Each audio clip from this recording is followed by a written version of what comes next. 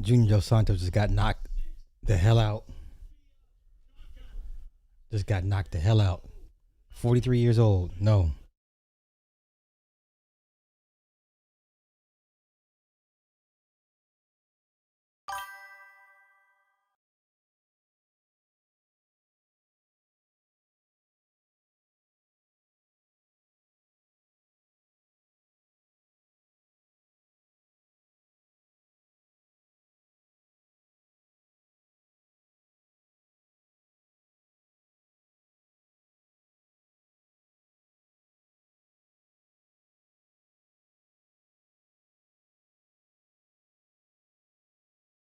Damn.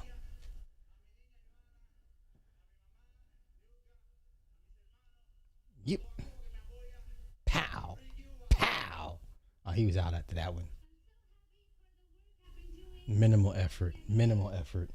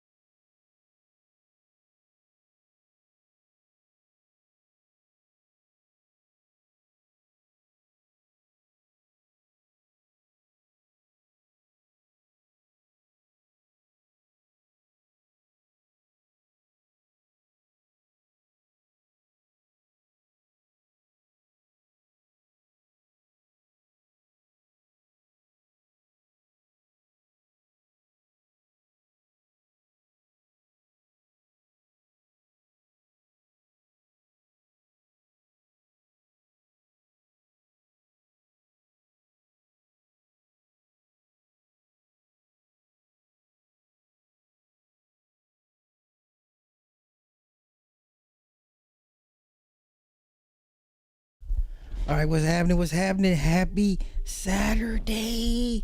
We sitting here watching this Ronda Rousey Gina Carrano fight night. I got Ronda beating the brakes off fucking Gina. Gina's 43 years old, y'all. Ronda's no spring chicken either, but this is a night for old fighters. We just watched Junior Dos Santos. Junior Dos Santos, former UFC World Heavyweight Champion, got knocked the hell out. He's 43 years old. No, this is not going to end well for old fighters tonight. Sorry. It's not going to end well. It's not going to end well for old fighters tonight, y'all. What's happening? Yeah. Let's listen. Ronda's going to beat her ass. Ronda going to beat her ass. I'm sorry. The Nate Diaz Mike Perry is going to be a good fight. That's going to be a good fight. But Gina is 43 years old, y'all. Let's not. She's on Mount Rushmore for female MMA artists, hands down. But she's 43, y'all. She's 43.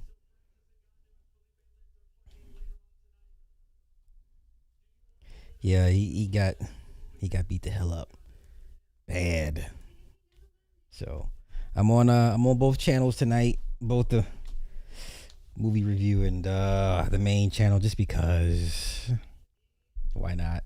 So tomorrow will be a proper show for sure. But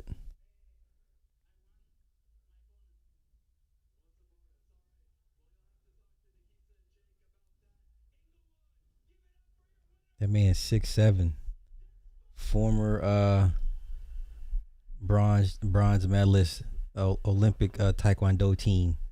Junior didn't stand a chance against this kid. It's not a kid, but still. What is he, like 35, 36 years old? Robles Desplain? Despaña? Robles Despaña? Yeah, he beat the hell out of Junior though. Hey, it was good seeing Cain Velasquez. It was good seeing Cain Velasquez out here. You know, fresh off a prison bed for, you know, trying to mow down a child, you know. Look at Gina Carrano, 7-1. That's her whole record. Jeezy Pete's. Oh my God. The fact that this woman's record is 7-1, she looks so small. Yeah, Ronda's gonna light her up, dog. I'm sorry. Ronda's 12-2, 3 knockouts, 9 submissions. Yeah, this ain't gonna go well for Gina. Sorry, this ain't gonna go well for Gina.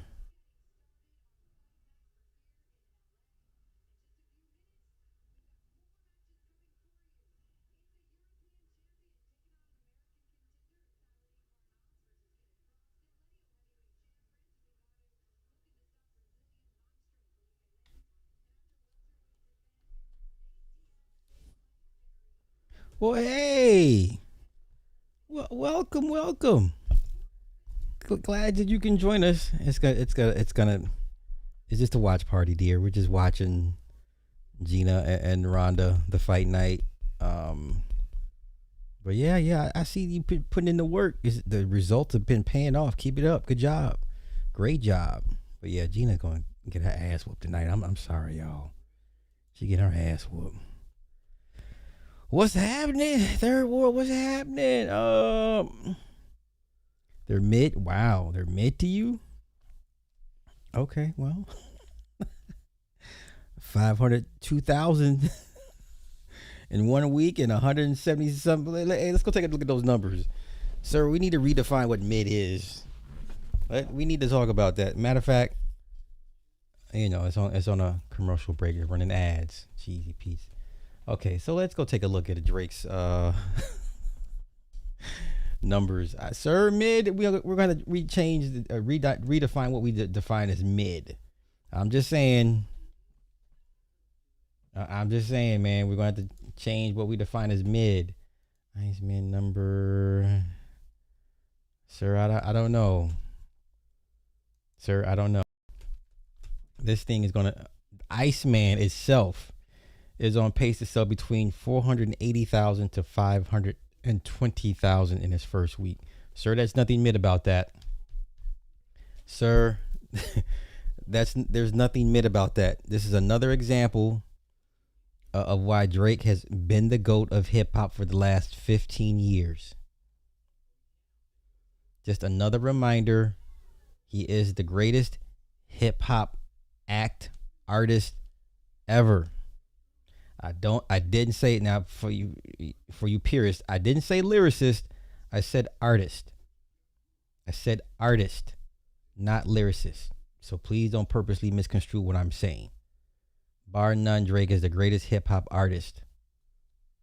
Okay? Bar none. Another reminder.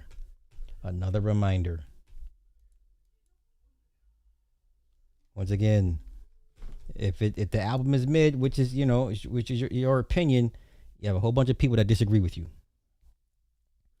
So Maid of Honor is moving between 115,000 to 135,000 units, and Habidi is moving 110,000 to 130,000. This is unprecedented, y'all. No one's dropped 3 albums in one day, and moving units like this. I'm just saying, man, there's nothing mid about this. Let's do here 5 takeaways from Drake's triple album drop. Okay, Drake dropped 41 songs in one night. Here are the takeaways. Let's see. Okay. Back to this in. Okay. Let's see. What makes Drake's 3 album strategy interesting is the fact that you can judge each album on its own terms. If you want singing Drake, Iceman isn't for you. Iceman gets straight down to business. There's no song for the ladies, no song for the dance floor, and no chasing a #1 record. This is pure barred you to death Drake. For years, many have yearned for Drake to be more intentional with his rapping, and that's exactly what he achieves. I agree. Who we got next? Kenneth Cross and Parnas. These guys are 5'10", 6 feet, killing themselves. Weight cuts to hit 155. That's insane. Let's continue. Habibti gives clues on what Drake is in his 40s will sound like. Let's see. Releasing a short solo-focused R&B project for the first time. Strange. Given his catalog, it recenters Heartbreak Drake, not just as an avatar for emotion and genre fluidity, but as an auteur capable of servicing his fan base and staking out new territory entirely on his own terms. Now, I'm hearing complaints that people are frustrated that he won't grow his music, um, his concepts, his subject matter. Fair enough, man. It'll happen when it happens. Maid of Honor is the most experimental music he's ever made. Let's see. It's very good in spots, including True Bestie and Road Trips, but it's a lot to ask of fans who want to see Drake go for blood. This ultimately is another side quest project for Drake, and attaching it to another album is probably a good strategy. It almost guarantees that he will have a cult classic reputation to it. Yeah, unheard of, man. Okay. Okay. All right. Say what you want, but the numbers speak for itself, y'all. I'm just saying. The numbers speak for itself. This man's been the greatest hip hop act in hip hop in the genre, for almost 2 decades now. Okay, it is what it is, man. Don't have to like it, but it is what it is. Okay, don't have to like it, but it is what it is. All right. Okay. Who we got out? It was this Kenneth Cross and Parnassi fight. This might be interesting. I don't care for neither one of them. So the only 3 fights we care about really is Ngannou, Mike Perry, and Nate Diaz, and then of course the main event is Rousey and Carrano. So if you're not up to speed, it's on Netflix. So go to Netflix now. Join me. The numbers don't tell me your personal thoughts off the list of the. I liked Iceman. I liked Iceman. Maid of Honor is what it is. I like rapping Drake. I like bar Drake. I don't sing songy Drake doesn't work for me. I'm not a woman. I don't listen to this wave of emo hip hop, like these raw waves. I don't listen to these motherfuckers. So I don't care for sing songy Drake. I get it. But Iceman Drake is right now is my fave, is who I listen to, that version of Drake. I don't mind him experimenting, as he should. He should always challenge himself sonically and as an artist. You can't stay in one spot for too long, and if you lose fans because you have decided to grow in different ways, then that's what needs to happen. But that's why that second, the whole Sophomore Jinx album is a killer for a lot of artists, because they've got a chance to travel the world, experience different cultures, meet different people, and by the time they go back into that recording booth, they're totally different from what they were when they first got signed, or that first album, because they were still in the hood. Once they leave the hood and expand their horizons, they're different people. So Drake has always been willing to experiment. I don't know what more could you want from the guy. I don't know at this point. Like, how hard it is to stay relevant in hip hop and not sound dated or stuck in the past. Okay, so that's why, to me, he's been the best for almost 2 decades. And the only one that could, I guess, give him a run for his money is Jay-Z, but Jay-Z's in his 50s. What do we want to hear from you about? Drake has found a way to stay relevant, keep his ear to the street. The youth still rock with Drake. He hasn't aged out, even though he is pushing 40, if not 40. His music, to his fans, he has not aged out. So he knows what his fans want. There it is there. Yeah, man. Yeah, B.O.B. Wow, yeah, wow. Yeah.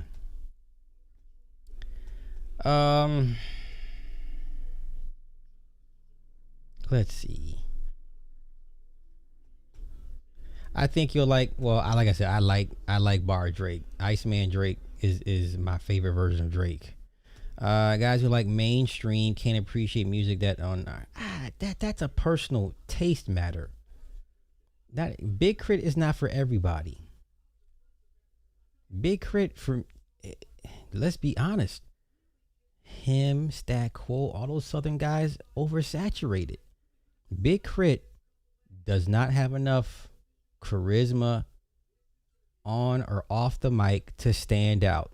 He never had it. He's a good, decent artist, but he doesn't have enough panache to stand out in a very heavily oversaturated field. Stat Quo, another one, talented, didn't have enough panache to stand out, couldn't deliver the big records. Okay, Big Crit does not have no big records. He doesn't have no big records. He couldn't break out of the pack. Sorry. He couldn't. I like Big Crit, but I don't think about him when I think about, I like him, but if you don't mention him, I won't think about him. So, well, that's a preference. That's a preference. Like, no one's like breaking their necks to, come on, man. Ain't nobody like, yo, put on that big. No, bro. Sorry. Sorry, bro. Sorry. Ain't nobody's, hey, man, put on that Big Crit. Nah. Oh, okay. Well, I'm down to listen. Okay. Y'all can't name me the Big Crit hit. Name me the Big Crit hit. Name me the records that got him out of the pack. Even Underground King, I'm hesitant to even call him that. I wouldn't even call him King of the Underground. Guys like Currency, guys like Devin the Dude would have something to say about being the Underground King. I wouldn't give that to Big Crit. I mean, come on, let's go take a look at his discography. I got you. I got y'all. I got time. Because I really don't care about this cross Panas fight. Big Crit.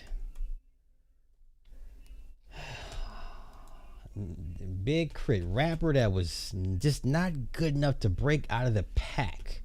Don't get mad at me. Don't be mad at me. Don't be mad at me. Let's see.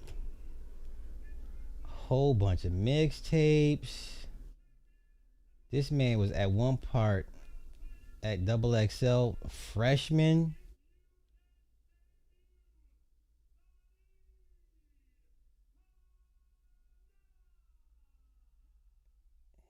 He never popped like that, y'all.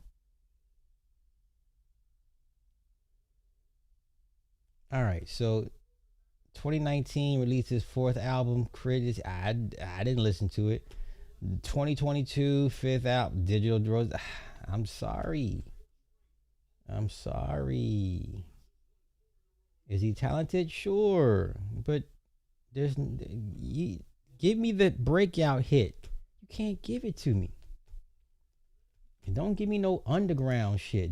Don't give me no club. We like it in the club. No. He doesn't have it. He didn't have the records to break out of the pack to separate himself from everybody else. He just didn't have it. Sorry. I'm not on. I wish I was on OVO payroll, because the first thing I'd be asking for is, where's my watch? And my bank account's looking a little dry. Where's my watch? And my bank account looking a little dry. Once again, I'm still waiting for y'all to give me the official Big Crit hit. Give me that Big Crit hit that everyone's like, yo, that's the one.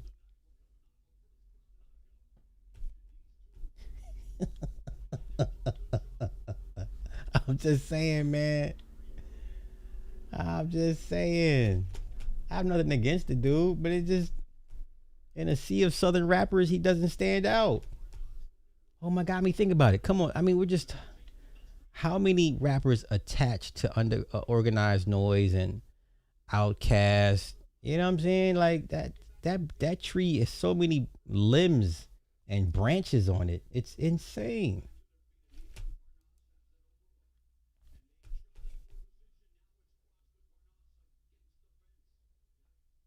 Yeah, I listen. I ain't. You like what you like. There's nothing wrong with that, as you should. But let's not do this, y'all. Come on. We, how do we get the big crit? We're talking about Drake that just moved damn near 1,000,000 units in 1 week. Damn near 1,000,000 units.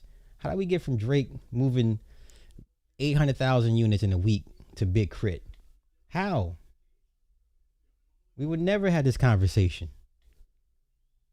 We would never have this conversation. How? We're talking about a guy that has been running hip hop for 15 years. Right? Panat's come to fight. Oh. Okay, Panat's come to fight. Okay, fight back, Cross. Fight back. Yeah, he's still hurt. He's still hurt.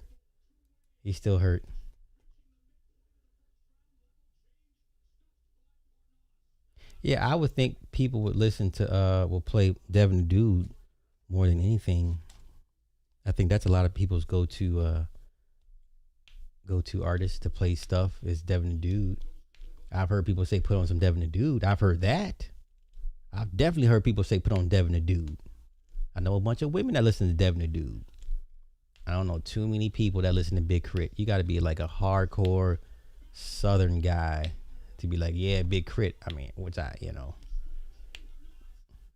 Oh, you take the back. Nope, on top. Got him on the mount.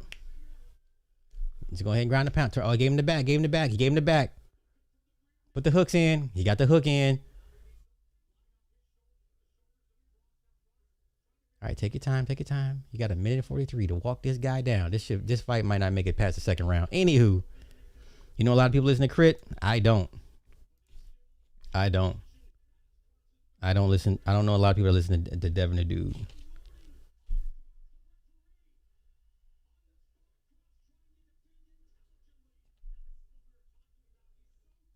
And guess what? Wiz Khalifa got monster hits. I think Currency has one hit.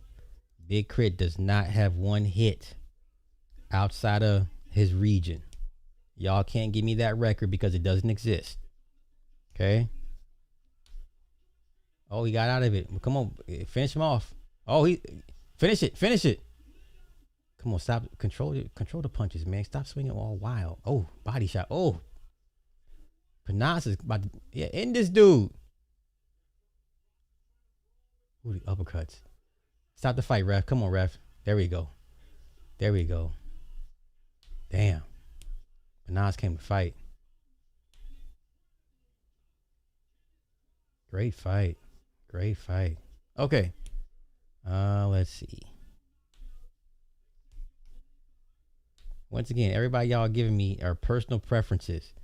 The only person y'all mentioned that had a serious run is Wiz Khalifa. Everybody else is like, you gotta be like fan favorites of them. Cynical, what's happening, sis? What's happening?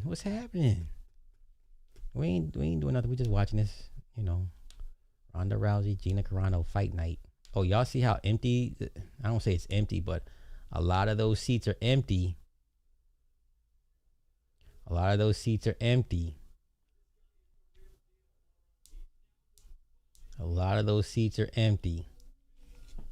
They might fill up, as the night goes on, but early in those first couple of rounds, no, those seats are fairly empty. Holy cow. Yeah, when they do the wide shot, see how many empty seats it is up in the crowd, y'all? Oh, no. Yeah, this is not going to break any gate records because there's a lot of empty seats up there. Okay. He said losing 100 pounds makes you weak. How did we even gain 100 pounds to begin with? Yeah, like, yo, matter of fact, y'all remember how thick she was in Deadpool and in Mandalorian? Shout out to my man Fatal J. That's a funny funny avatar, Omni Man. Oh no, is that Omni Man? Okay. Yo, let me show you how thick Gina Carano used to be. Let's see. Let's go to Deadpool. She looked good, She looked good with the weight on her, but how do you get to 100 pounds? How do you get to 100 pounds? She looked good with the weight on her. I'm not going to front. We were like, is that Gina? Yeah, she looked good with the weight on her. Yeah, I ain't going to lie. I mean, yes, I would let her sit on me. Yeah, she can sit on me at this weight. I'm not tripping.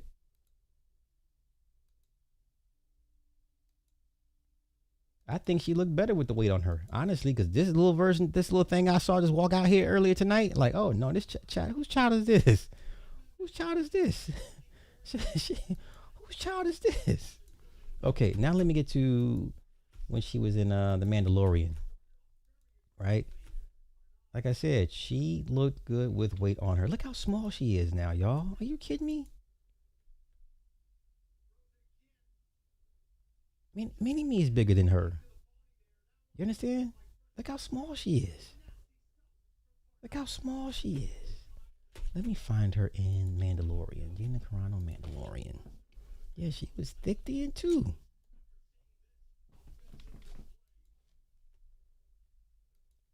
That's how big she got. Thick thighs save lives. Ain't that what they say? She ain't gonna have no cardio. Look, this is insane. So let's see. Lost 100 pounds over the past year and a half in order to make her highly anticipated MMA fight against Ronda Rousey. So she was reportedly tipping the scales at 250. Mind you, she's like 5'5". She disclosed that she had been pre-diabetic and was having trouble simply walking in September 2024 before her transformation began. Right? Let's see. Process involved ups and downs, plateaus, plenty of trial and error. Okay. She now weighs 141 pounds, y'all. She 17 years ago. Are you kidding me right now? Gina Carano is 43 years old, y'all. 43 years old.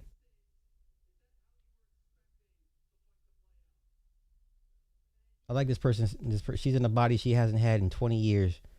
She hasn't had in 17 years. And the team, so she only had for a year. She and Ronda have no business fighting. I agree. This is definitely for money. But that's how big she was.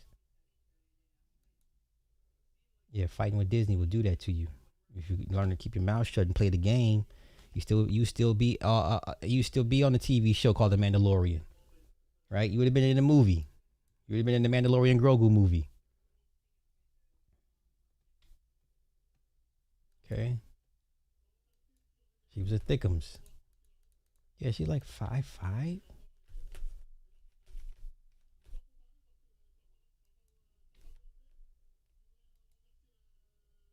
Yeah, that's what she down to now. She a tiny little thing.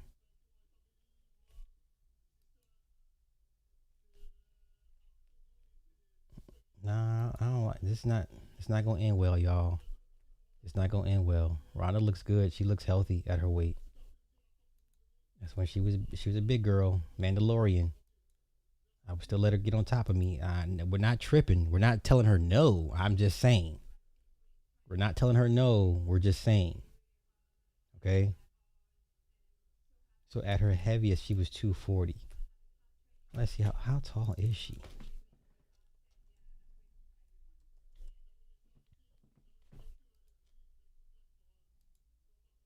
She's 5'8". I stand corrected. She's 5'8". Okay, she's got good height to her. But she was still 5'8", 240. That's still big. She was 5'8", 240. She was still 5'8", 240. 5'8", 240.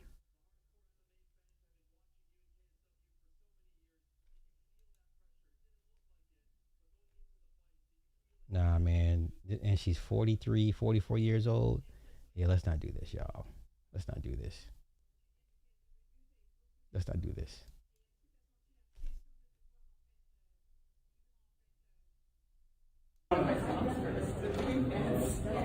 Gina Carrano. Her little arms, she got her little arms, got her little thigh muscles back. Hey, I'm not mad at it.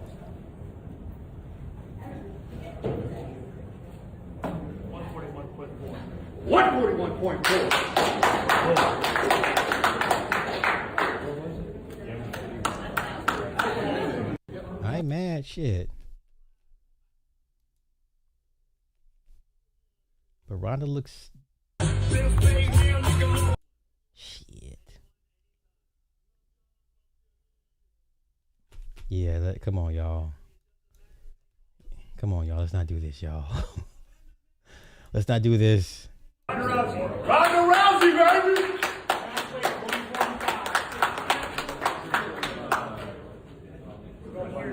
Piece of square. 142. So the weight limit they're fighting at is 145. Who this right here? Who this? 130. Oh, she fought last night. She's 129. She's 130. I like her. I like her frame. She's 130.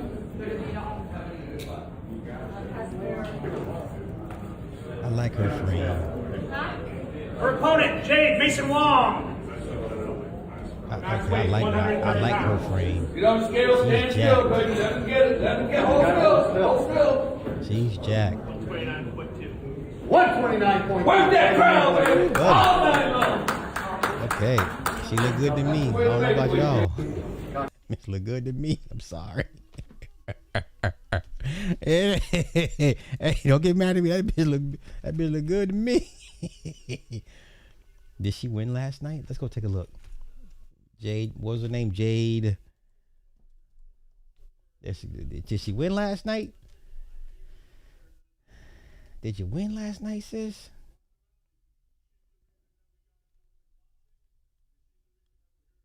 Cause that was their weigh-ins.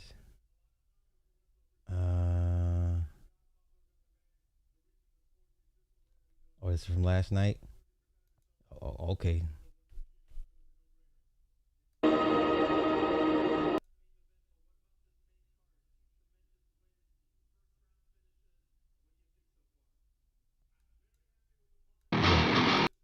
Bruh. Ooh. Oh, okay. She really do got hands. Oh, is that bare knuckle brawl? Sis, are you fighting bare knuckles? Oh no. Oh, she's really out here doing it. And she got hands too? Oh, hell no. Lord have mercy. I didn't know. She's from Canada? Okay, no slander. Okay, no slander. Yes, I'm human. Yeah, she looked like she give you a run for your money. She's 5'4", 129, 130. Wow, okay. Yeah, leave her alone, man. She's like, she's gonna be a problem. She looked toxic. Like, you know she's gonna be bad for you long term, but in the short term, I want to ride the rodeo. I want to ride on the roller coaster.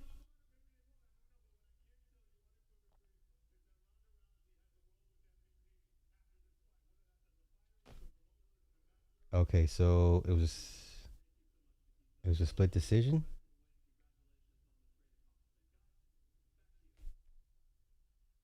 So she got the split decision. Nah, I ain't trying to do all that.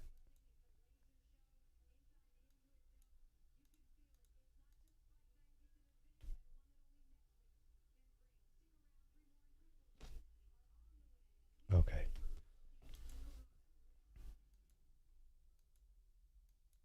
Yeah, she look like she a problem. Yeah, she look like she gonna give you some problems. Yeah, she look like she gonna give you some problems. She will give you a headache. She will talk back to you. She will talk back to you. But did she win her fight though? That's a decision.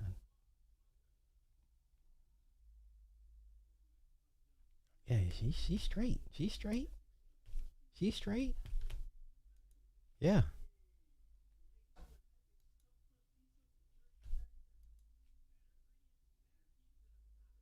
She's 4-2 now.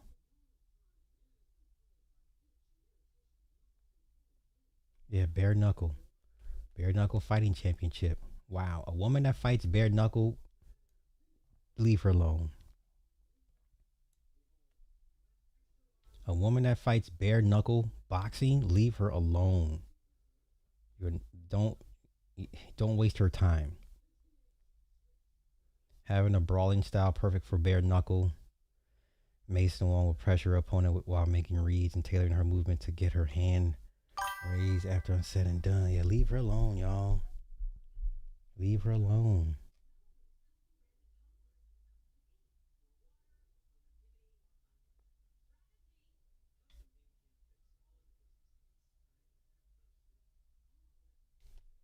Yeah, leave her alone. She will cause you problems.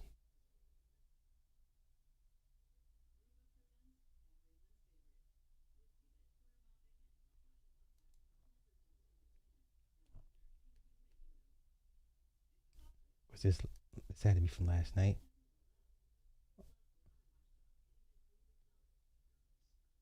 Okay, so it was a split decision. So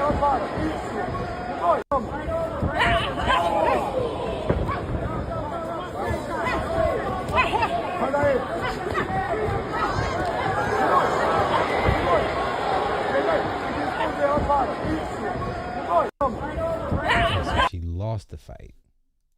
So homegirl won.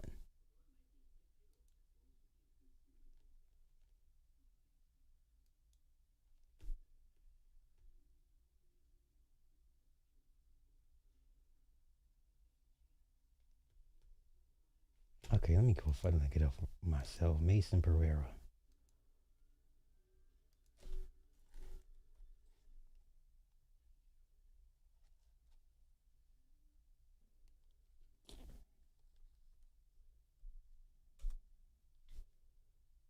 Okay, she won. Okay, so Aline won by split decision. So our girl lost.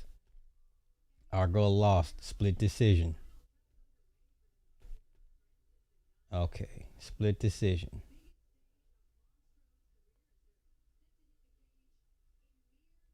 So apparently, okay. First boxing match in 6.5 years. They scored it 30-27. Jade was one of the most absurd scorecards ever. Wow. Okay. Okay. The seats, yeah, you see the seats were empty. You see all those empty seats there? You see all those empty seats?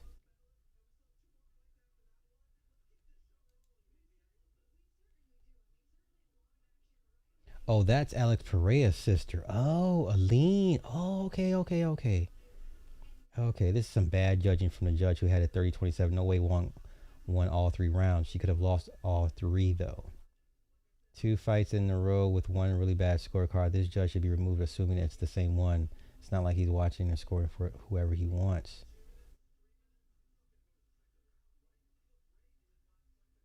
How the hell you think Alex Jr. won all 3 rounds? She could have easily lost that fight. The guys at the desk were so biased. When she got taken down, she got worked, and they were acting like she was doing it all. Like when like she would have taken herself down and landing her head on the other chick's elbow. Ah, my goodness, she definitely lost. Judges picked her name because of her name. They need to remove the judge. Yikes. Okay.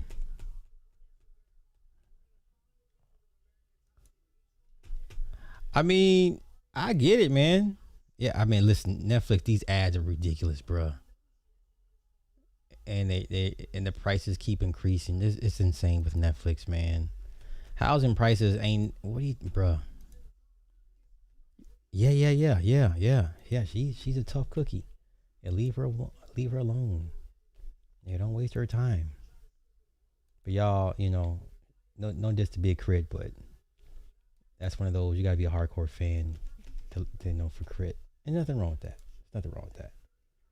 All right, so we Tyron Woodley, Ariel Hawani, blah, blah, blah. I forget who this woman is. So we're waiting for our third fight. Our third fight is Francis Ngannou versus somebody I never heard of. So we'll see how this goes. In the meantime, because I don't want to flood this show with non-related topics. I kind of want to stay on topic, even though we're waiting for them to walk out for the ring entrance. So, what y'all do today? I work today. Did anybody go to work today? Did anybody go to work today?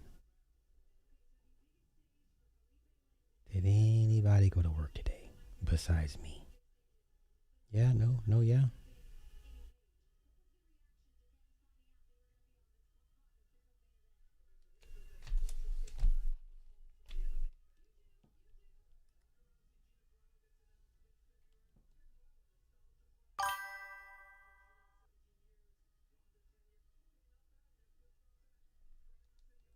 Hang out with my friend. Nice.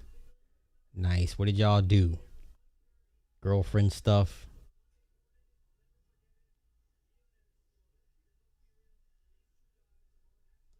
Did you guys go like sip some mimosas and stuff like that, or no? Yeah.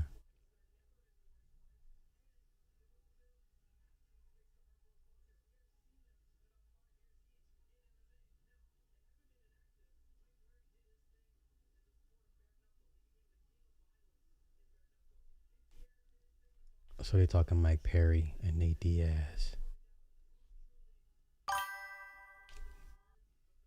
Oh, look at houses. Nice. That's what's up. Bruh.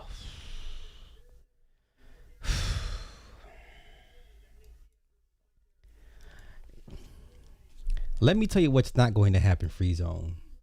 Let me tell you what's not going to happen. Even though that woman has brought shame and humiliation to her husband, guess what the husband is not going to do? He's not going to divorce his wife. Okay, so listening to their interactions, listening to Tommy and the guy, the husband, and then listening to how Tommy is the worst one your lady to have. He keeps everything, and despite how much people hate his guts, a lot of bitches be trying to want to fuck on Tommy.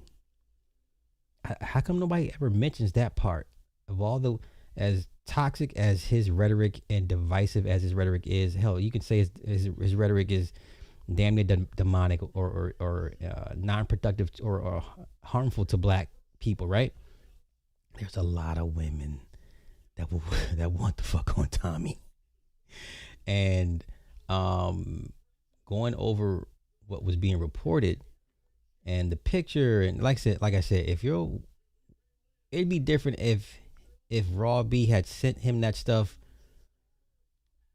pre-marriage, but sending that stuff to him while they're married, that's a level of humiliation. You should have some type of self-respect and pride about yourself to leave that marriage. But he's not going to, because I can pretty much guarantee you that woman runs that marriage. That woman runs that man.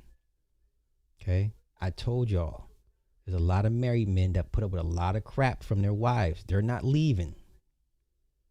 The woman would typically always end up leaving the marriage. Women, if it's one thing women are good at to their own detriment, is leaving a situation when it no longer suits them. Okay? Men pretty much will stay to the end. All right? So what that man is not going to do is leave his wife. I don't even think he has enough clout in his marriage to check his wife. You understand? This is the second time I can recall on YouTube where former wives have thoroughly embarrassed former husbands, and we all can go point to Danini and Warren. I don't want to rehash that, but when it's to that point when you're exposing each other's dirty laundry on online, it's time to leave. You gotta leave. Pick up whatever respect you have left and dignity and just walk away, you know? So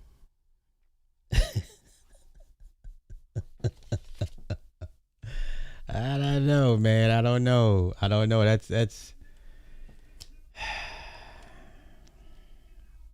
Keisha activities, man. Keisha activities. And then now I'm like, and now when you think about the whole situation now, then you think about the whole thing with Aunt T with her. Now I'm like, okay, did you possibly lie on Aunt T? Now you got to come back and revisit that whole conversation. Listen, I'm not trying to kick up a hornet's nest, but given everything I've watched over the last 2 days concerning the Tommy Robbie cellulite thing, now you got to look at her like, so you, that whole thing with Aunt T, was that a play? You know what I'm saying? You have to go back and revisit that situation. Like, did it really happen the way you said it did? You understand? Hey, that's a level of entertainment that makes me uncomfortable, because for you to just so callously just offer yourself or parts of yourself to people online, given their history, and you know how guys are, man. I got your bitch. I fucked your bitch. You know what I'm saying? Like that's a shot that you can't. That's hard to that's hard to recover from. Like guys love to get that one up. That's like the ultimate one up. It's like, I had your woman, or I know what your woman looked like, or she did this for me, or she sent me that. And that's a one up. That's hard to come back from, man. But he's not gonna leave her. Now think about it. They've been married 3 years, and look what they've already gone through in 3 years. They're not gonna last long. They're not gonna last long at all. And I'm more than sure she runs that marriage. And I mean run that marriage. That man doesn't have enough cachet in his marriage to check her. You know, so yeah, I'm not trying to kick up a hornet's nest, but us married men know who's subservient and who's dominant in their marriages. Even though there's always ebbs and flows, but for the most part, you know who is, at the end of the day, who gets the final word in the marriage. He does not. Now, he talked tough to Tommy, but how do you talk tough to somebody that knows what your wife looks like?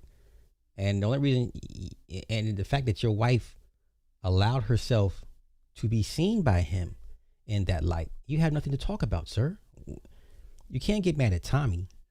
That's his job. His job is to try to knock your wife. Right? Remember the episode of Martin? He thought she was cheating with the handyman. He's like, hey man, I'm not mad at you, brother. You're just doing your job. You know what I'm saying? But that's how it is. Like, you can't get mad at the guy. That's his job.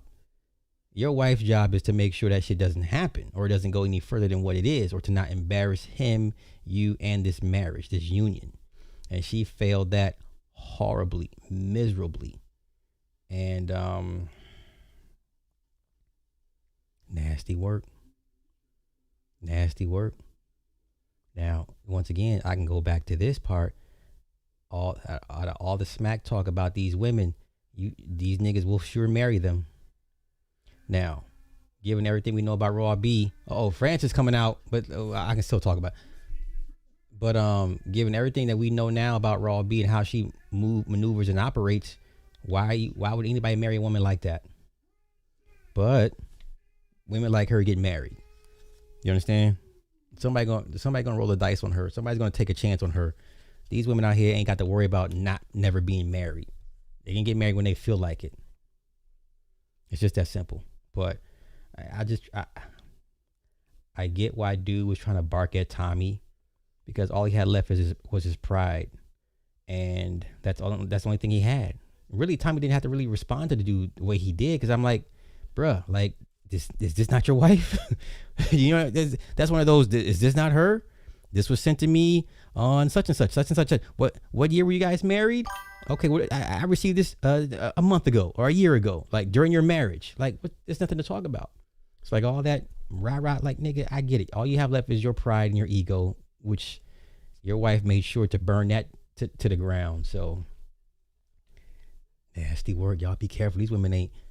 Yeah. I'm just saying, like, that's one of those. If you wanted to be petty and for extra content and clicks, you would convince people to revisit that situation. Because now that's what I'm thinking. Because I'm like, okay, so if you move like this during your marriage with this man, and there were a couple instances prior, right? Now I gotta look at that Auntie situation like, well, shit, maybe Auntie wasn't in the wrong. Maybe I had him wrong. Maybe she really out here doing some foul shit, try to set guys up and make them look bad. I'm just saying, put nothing past. No, what do I always say? Put nothing past nobody, especially a woman. And now you see.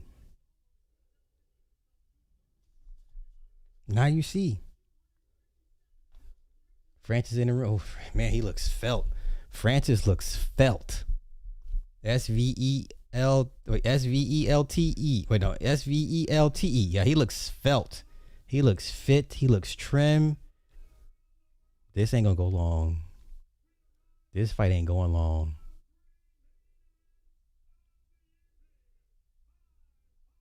I think I'd rather fight Mike Tyson than Francis Ngannou, honestly. Yeah, I would rather get in the ring with Mike Tyson right now than fight this version of what I'm looking at of Francis Ngannou. I'm cool. Okay. But Martin got with Gina after his friend kid was with her. I hear you.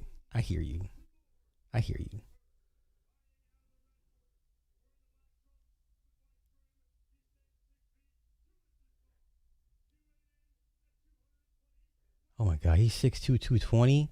Francis is what, 6'5", 250? Oh my God. They got to do better with these heavyweight weight classes, man. This fight ain't lasting 2 rounds, man. This fight ain't lasting 2 rounds, man.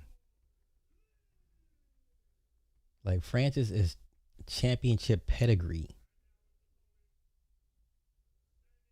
Like, you can send Francis back in time to the K1 and Strikeforce days, and he would be competitive. He would be a problem.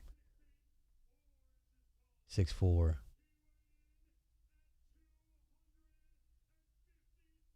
Whew, 257. Jeez, EP, that man is cut up. Oh my God, this version is scary. Oh no. I'd rather fight Mike Tyson, y'all.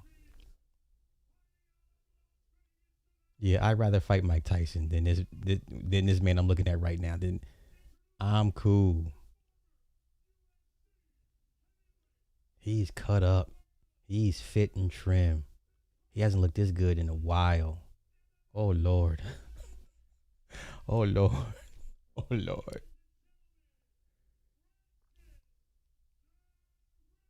Oh Lord.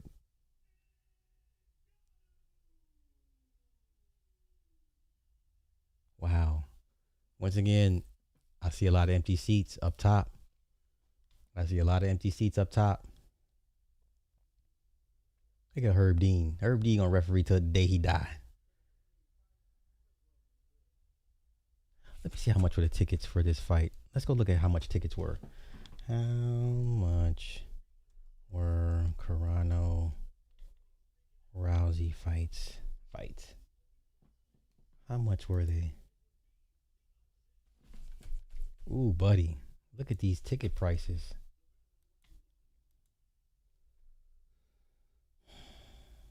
Tickets range from $90 to over $3,000. 90 to 120 standard admission. Lower level premium seating between 200 and 600. Floor seats range from 1,000 to 3,000 for seats closest to the action. Yeah, no. Okay. All right, all right, let's go. Oh. So yeah, he's gonna be oh, a knee to the, oh my gosh. He's trying to take him down. He's trying to take this man down. Front face lock against the this man is a former UFC heavyweight champion. Like, what are you? I respect the courage, but Yeah, just lean on them, bro. Just lean on them.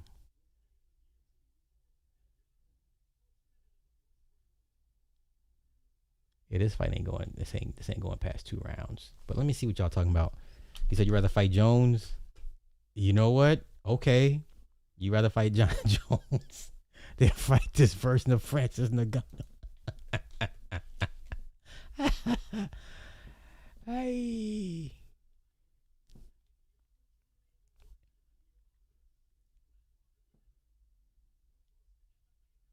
You know what? Let's take him. Yeah, I've never seen. Like I said, he hasn't looked this sharp since the UFC days. Sprawling take the. Oh, here he goes on top. Oh my God, it's gonna be over. He's on top. Lord have mercy, bro. You got 3 minutes. 3 minutes to dodge these bombs. Oh my gosh, it's gonna be a long 3 minutes. Let's go take a look at that situation between Tommy and yeah, let's go do that. Yeah, Tommy. What's the guy's name? Cellulite?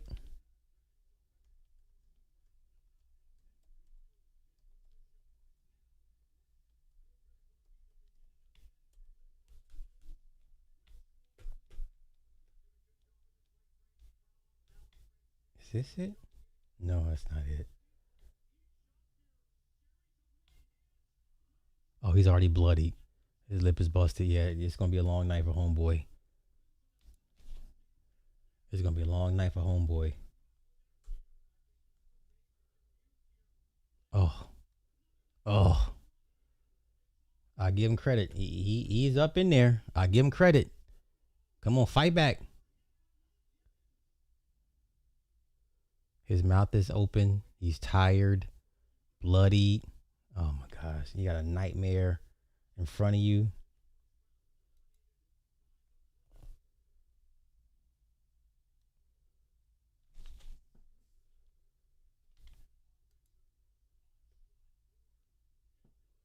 Okay. Look at this, y'all. Look at this. Now, look at this. Listen, if your wife, once again, and it goes both ways. As a married couple, before you leave the house, you should already have it in your mind to not embarrass your mate, and vice versa, right? Before my wife leaves the house, she makes sure she's presentable. She understands she's representing me when she leaves out this house, and me vice versa. Okay. So it's already. So this is Tommy's website. Look at this. Who wore it better, Cool Mo D or Raw G? And listen, I remember guys was trying to clown Raw B for her looks because she's got a very specific, a very striking look. I'm saying striking for just not saying it's good or bad, but she has a look about her. She got that nose and she got big lips and whatever the case may be. Somebody gonna want this woman. Okay? Somebody. And oh, knocked him out. Knocked him out. God damn. What'd I tell you? Knocked this man the hell out. Good God. Oh, good God. Yeah, I'd rather fight Tyson, man. I'd rather fight Tyson.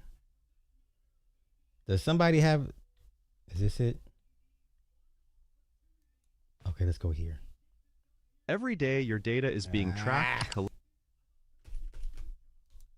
Where's the volume button? Collected and sold, often without you even realizing it. Big. She's gonna have to for a while, right? Like, 'cause there's a lot of. No, they didn't. D Holly, he hasn't done a show. He actually even took down the show he did, which had nothing to do with anything we were doing. He did a show Saturday, and I went to his show because I was going to see if he was going to address it. And the next thing you know, she went live while he was live, so I switched and went to her live. That's why she deleted, blocked or flagged that on my page. But I'm putting it all back up. You're not gonna sit there. But I got to ask you this: she comes from the beef sector. All she does is dox people, make videos about people. Trash people.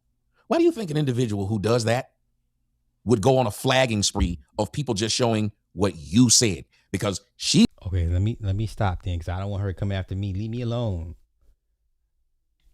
Raw G, just like a lot of ugly broads who know they ugly, who project her own insecurities onto others. She's the same handsome monster who said Halle Berry isn't all that. Oh my god. Oh my god. Let me see what else he got.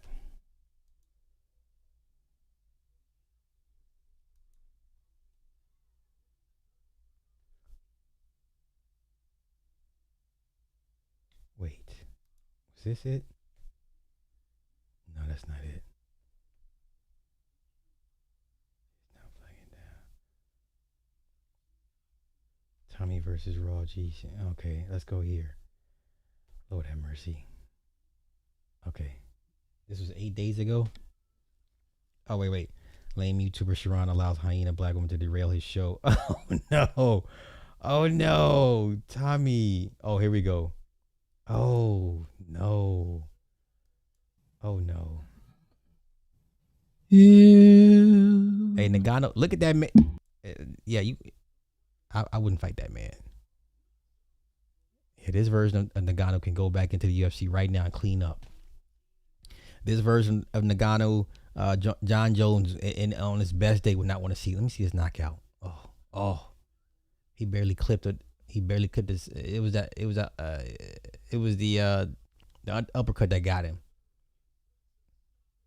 Yeah. And then he clipped on the side of the head. Poor guy.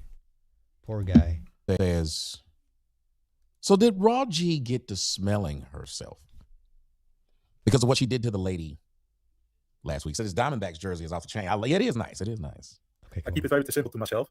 I ask myself one question: do you want to go home or not? Yes, you can, Neo. But they don't. They have to go down with the ship. And if for those of you who don't know what Raw G did, this is what she did in the middle of the show. Oh my God, what is she? How you doing, Tommy? I'm just listening. I don't know if y'all can hear me. I'm just listening. Yeah, we can hear you. And then from I was they might say that's that's not me. It's Tommy's fast forwarding. message because that message was on the website. Here we go. I'll handle that, but handle this. But you can't handle me at all. Tommy, I'll handle that. Okay, can y'all hear me? Can y'all hear that? Yeah, let me know if y'all can hear that before I keep on going. Mercy. Yes, good job, B-Hop. That's my dog. Guardians of the Galaxy. Yes, Lord, thank you. This is why I love my people. I'll say something. Thank you, Maxwell. I'll say something, and my people will tell y'all exactly. Yeah, I do remember that. I do remember killing them. I'm just doing my job. I don't remember them all. I'm sorry. I don't. I've had bitches to sit up there and had to remind me, you fucked me. And I was like, bullshit. Tildy, what about us? Okay, let's go ahead and get to it. Some kind of parent punk that when you showed up, I got quiet. That's what they said. And then she said it. So that wasn't the first thing you heard. Second. So when she said, don't be pussy now, I said, what did I say right after she said, don't be pussy now? Oh, no. I was the one who said something. You kept saying, I'm just waking up. What's going on? She said, don't be pussy. I said, hold the fuck up. What the fuck is going on? Hold on. I stopped. No, and right there I said, who are you talking to? You pussy. Don't get quiet now that he up here. And that's why I said, hold the fuck up. And then you was like, say anything. Explain what happened before we establish that is in fact what happened. Y'all, how many times have y'all seen these conversations play out the exact same way with me talking to another human being? That I will tell them exactly what happened because they denied what happened. They will then realize that I'm telling the truth about what happened, but they won't acknowledge that they got it wrong. And so it seems like I belabor the point by trying to tell them, no, you should not go into an explanation of why what I said happened when you were denying that it happened. Let me go through the comments. Okay, Tommy, you got to be more careful. People just keep turning on you, including black women. Most of the black women you bring to your panels are ugly. Maybe if they're told, oh my gosh. Okay. Show better after Mike left 20 minutes. I will F almost anything too, but I know when a bitch is a 2 and when a girl is an 8. Raw G wasn't 5. Raw G is a straight 3. Ugly as fuck. Tommy needs to stop saying for a black woman she okay. We need to remind constantly. Okay. 36 is true in the South. They are kind of naturally flirtatious.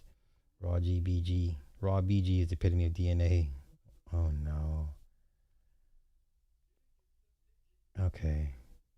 So let's get to the messages. Okay, here we go. We're getting there. Do this. But you can't handle me at all. Tommy, I'll handle that, but handle this. Don't disrespect my motherfucking wife in front of me. You bring that shit to me. Okay, he still haven't rewound it far enough. So Okay, so hey Tommy, this is Raw. Hey beautiful, lock me in. We got to do this more often. Yes indeed. I need to be my damn girl. What? I'm serious. That could definitely be a discussion. You want to join my panel tonight? Oh, boy. I'll just give you guys an overview of what was said because I don't know exactly what it said. She said, you was trying to holler at me. You text me and said I was beautiful. When I told her, I said in the show, or in that show, I think I said when they were talking about like what 5 is, I was like, you're not pretty. If this is what this the whole thing is, it sounds like you just this ugly person that's up here trying to predict. I said, if we are being honest, I said, as soon as you were talking in the comment section, the people were saying you were ugly. While you're doing all this talking, and if we're going to be perfectly honest, I'm not going to say that she's ugly, because when y'all were saying she was ugly, I'm not going to say she's ugly, but I'm not going to say she's pretty. When she called that girl a 5, she is just the same, probably 5 or 4. Okay. That's basically where she lands at. Here's a lot of things that people need to understand. I will fuck almost anything. Okay. Right, I thought put it that. I hate that apparently my mic is always lower than everybody else's, so nobody can hear me. Because we got a group of people who join the panel so we can all talk about what we'll do on the next show and whatnot, and we get it set up. And we can send them the link so everybody can have the link for all the people who join the panel. And if you aren't on that and you are on the panel. So you lied about that. Okay. Wait. Shout out to Free Zone. y'all hell out here. Y'all just hell out here. So this is the clip. Okay, let's go here. Oh my goodness. Y'all blame Free Zone, the master clipper. This is where we're at. And it's on for 5 hours. Okay, let's go get that thing set up for speed up. Okay, let's go. That has absolutely nothing to do with the fuck I'm talking about. So what I'm talking about is when you open yourself up to shit, like the fuck shit that you just pulled, this last little go round that you just did. That's the fuck. You mean your wife pulled? No, that you pulled. Okay. Go ahead. Let's talk about what I pulled. What did I do? Yeah, when you showed her fucking picture, that's what the fuck you pulled. You knew you was wrong for doing this shit. Hold on a minute. Wait, but sir, how did he get the picture to begin with? Once again, you got to expect a guy that gets a one-up on you via your woman. He's going to brag about it. He's going to rub it into your face. That's expected. Oh my God. How is everyone just so become remedial literally overnight about how this thing works? I want everybody, for those who don't know, how this man's wife was on a panel of mine. We were having a panel discussion and nothing went wrong other than she felt like she was being mistreated on said panel. No, she had a different opinion. Yes. And then she then went to somebody's show and even he said she got it wrong to try and expose text telling people I wanted her. There you go again. You trying to paint the narrative like you a victim. No, she was sharing her opinion. What are you talking about? Is that what she did? She was sharing her opinion on that show, and you came up and she said, well, Tommy, don't disrespect me. And then you came with the bullshit. She said, well, Tommy, you tried to. Once again, there are a lot of married men just like that guy there. Okay? This guy here. There's a lot of married men like this where they don't wear the pants in their marriage. Okay? Once again, I love how we dismissing and overlooking the fact, how did the pictures get to him while during your marriage? Now, pre-marriage is one thing. Post-marriage is another thing. Oh, John Jones. Yeah, John Jones don't want no problem. He don't want what he just saw. He don't want these problems. Anywho, how, once again, pre-marriage is one thing, post-marriage is another thing, but during the marriage, there should be nobody more important than each other, than the two people that are involved in the marriage. You should uplift each other high above, and no one else should not interfere with your marriage. Once again, there's a lot of guys in marriages like him, and this man has whatever little pride and self-respect and dignity he has left. She done sucked it out of him, crushed it, put it in the blender, snorted it. He has nothing left. He's Ken, y'all. If you watch the Barbie movie, he is Ken. At least in the movie, Ken found the courage to say, hey, I am enough. I am my own person. I don't have to exist I can exist outside of you. The fact that this man is mad at the other man, right? We watch all these videos 24/7 about when the woman is cheating on the man, right? And then the man tries to go kill the man. And we're sitting here and we're all like, well, the black woman, she get to go. One man is in a grave, another man in a prison. And guess what she going to do? She going to go so. Exactly. Men are still crashing out over their women and wives, right? And listen, he has no other choice. He's not going to leave her. So he must become the drone. He must become the drone B. No matter what the queen does, he has to defend her. He has no other choice. Because guess what? For him, leaving her is not an option. He's not built like that. He's built to take disrespect. Okay? Take it from me. You see enough of this. And listen, you don't even have to be married to know this stuff. Right? But you know he's not going to leave this woman. Look how hard he just vigorously defends, or not even defend what she did. He tried to turn the argument against Tommy, like it's Tommy's fault that he compelled her through Jedi mind tricks to have his wife during their marriage to send her a picture to another man, not named her husband. This is insane. Oh no, stop. It is the bullshit. Tell me what I did. It is the bullshit. It is the bullshit. You were sitting. You were Tell me what I did. You were talking shit about it. You called her ugly and all this, that, and the other. But I did not. And even what's his name will tell you I didn't. The video was up. I'm not listening to that. I'm not listening to that. Lying to make it right. Hey, look at all these people that used to be in my chat. Look at Soul Provider, little messy ass. Aries Queen Cuisine. Look at y'all little messy asses over there, Tommy chat. With exactly what the fuck it is that I talked about, which is the fact that when you open yourself up to that shit, you cannot sit back and try to paint yourself as a fucking victim. Wow. Okay, so hold on a minute. If your wife opened herself up to having a discussion on the panel, there you go. She can't paint herself as a victim when it didn't go her way. What does that have to do with you showing her fucking pictures? Listen, Tommy's better than me. This man is not listening to logic. He only has one emotion. It's shame, guilt, anger. He's on the defense. Right? He has to somehow find a way to turn it back on Tommy. Once again, you can't be mad at the guy. That's his job. His job is to try to knock what you have. Your wife is the one that either okays it or rejects it. Right? She allowed this to happen. But he's not going to tell her that because he has no leverage in his marriage to do so. She showed a text message. You showed a picture. Hold on. You don't tell motherfuckers you like me. And I liked you and you didn't like me and expect me to not show that you did. Gotcha, but at the end of the day, what the fuck does that have to do with the level of disrespect that you went to? And mind you, let me go ahead and put it out there because I keep hearing you that you and the rest of your little Cuda gang crew keep on alluding to the shit. This is prior to me and her being married. So whatever the fuck happened between y'all is what happened between y'all. But okay, now, can we confirm this all took place before they got married? Because I don't want to speak out of turn. Because I'm assuming this all took place during their marriage. So for you guys that have way more insight than I do, did the picture thing take place before or during their marriage? John Jones looks terrible. He's not in shape. He just looks like he's just letting himself go. Yeah, John Jones looks terrible. That's okay. Yeah, let's go and let John Jones go, y'all. Let him go. He's got a gut. No. His legacy will always have an asterisk behind it. I think his legacy should have an asterisk behind it.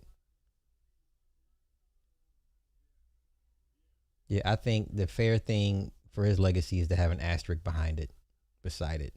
Okay. So help me out. Did this picture thing take place before or during their marriage? But I'm stepping up to the plate and I'm dealing with this shit. When you went live and you showed that shit, you knew you was damn wrong. All she did was show a fucking text message. You didn't want to deal with the text message. You showed a fucking. What the hell are you talking about? Just one picture. You showed two pictures. Hold on, sir. Do you understand what the fuck you're talking about? Yeah, I understand what the fuck I'm talking about. I'm going to respond to what you said. Please, by all means. If you diss anybody that know me, she been following me, and you've been following me long enough to know this simple thing. You don't disrespect me and then tell me how I'm supposed to fucking respond. Right. Nobody. So even in your statement that you made earlier, just showing that you're a fucking hypocrite right there. What? Tommy, you know what it is, bro. You know what it is, bro. Okay, y'all, he keeps talking, but he won't let me say. He know what happened. Go ahead. How can you? Y'all see how small Gina looks? Ronda looks like a big 145er. Gina looks like a little 140 pounder. Anywho, let's go.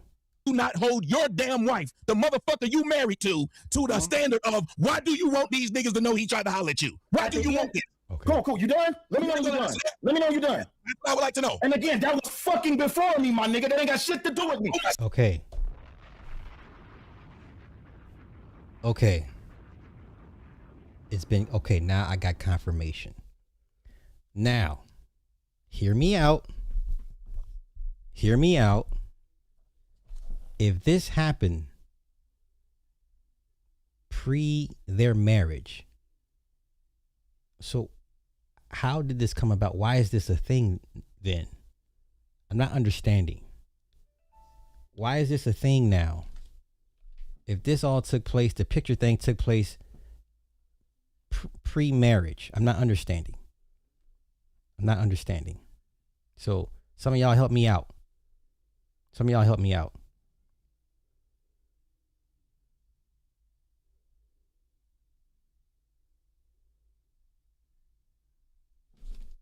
Okay.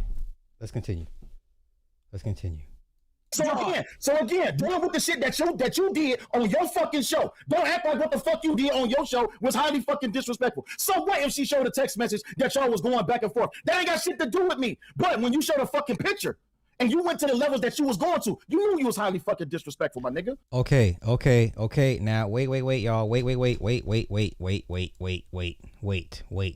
Wait. Okay, we have to dissect this. This is very, very important. Okay. He confirmed the picture thing was pre their marriage. Okay. If the text and the picture thing was pre their marriage, then why is this a thing now? Why is this being brought up now? That's the bigger question. And if Tommy is the agitator by stirring up or trying to stir up old memories or old beefs or old issues between these two, then Tommy's in the wrong. Tommy is in the wrong.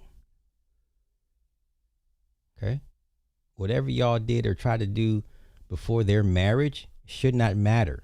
They were not married at the time. So why is this a thing? Why are you bringing this up now? I'm just asking questions. We got to really I haven't heard anybody really dissect that part of this conversation. If that's the case, if what Cell is saying is true, then Tommy's in the wrong. Tommy is an agitator. Tommy is a shit starter for this. He's wrong for that. But come on. I'm intrigued now. And you just don't have to stand that shit. Y'all see how he just was over. He won't talk. And I'm glad that Sharon's own comment section is saying your wife went to the internet to try and let the internet know that he wanted her. And she went to the internet. But you went to the internet and you told my wife. I'm looking at Sharon's face. Because even he's like, wait, what? This is before the marriage? It should not matter. Okay, Free Zone, let me see what you're saying. To my understanding, let me make you big. Okay, to my understanding, Raw was on Tommy's show for a bit recently. They had a fallout, as Tommy usually does. Then the background info. Oh, okay. So it's Tommy being a shit starter. Okay. So it's typical Tommy being Tommy. Tommy, the self-saboteur. He falls out with everybody. So okay. So this is Tommy's way of getting some type of kickback or get back. Okay. So this is Tommy being a girl, a mean girl. Tommy's a mean girl. Wow. So I stand corrected. So I take back what I said prior to all this. I didn't know that this was confirmed, that it was, before the marriage. So if this is all before the marriage, and if you and Raw be fall out now because whatever, now you want to go back to old stuff to bring it up to kind of throw the grenade into their marriage, Tommy, you wrong as hell for that. That might warrant somebody coming to see you about that. Some guys will come see you about that. Yeah. Okay, so then Raw crashed out mid-segment with Tommy telling everyone, wait. crashed out Tommy, telling everyone Tommy wanted her, and then Tommy responded in kind, and Cell had to step in and do the disrespect. Okay.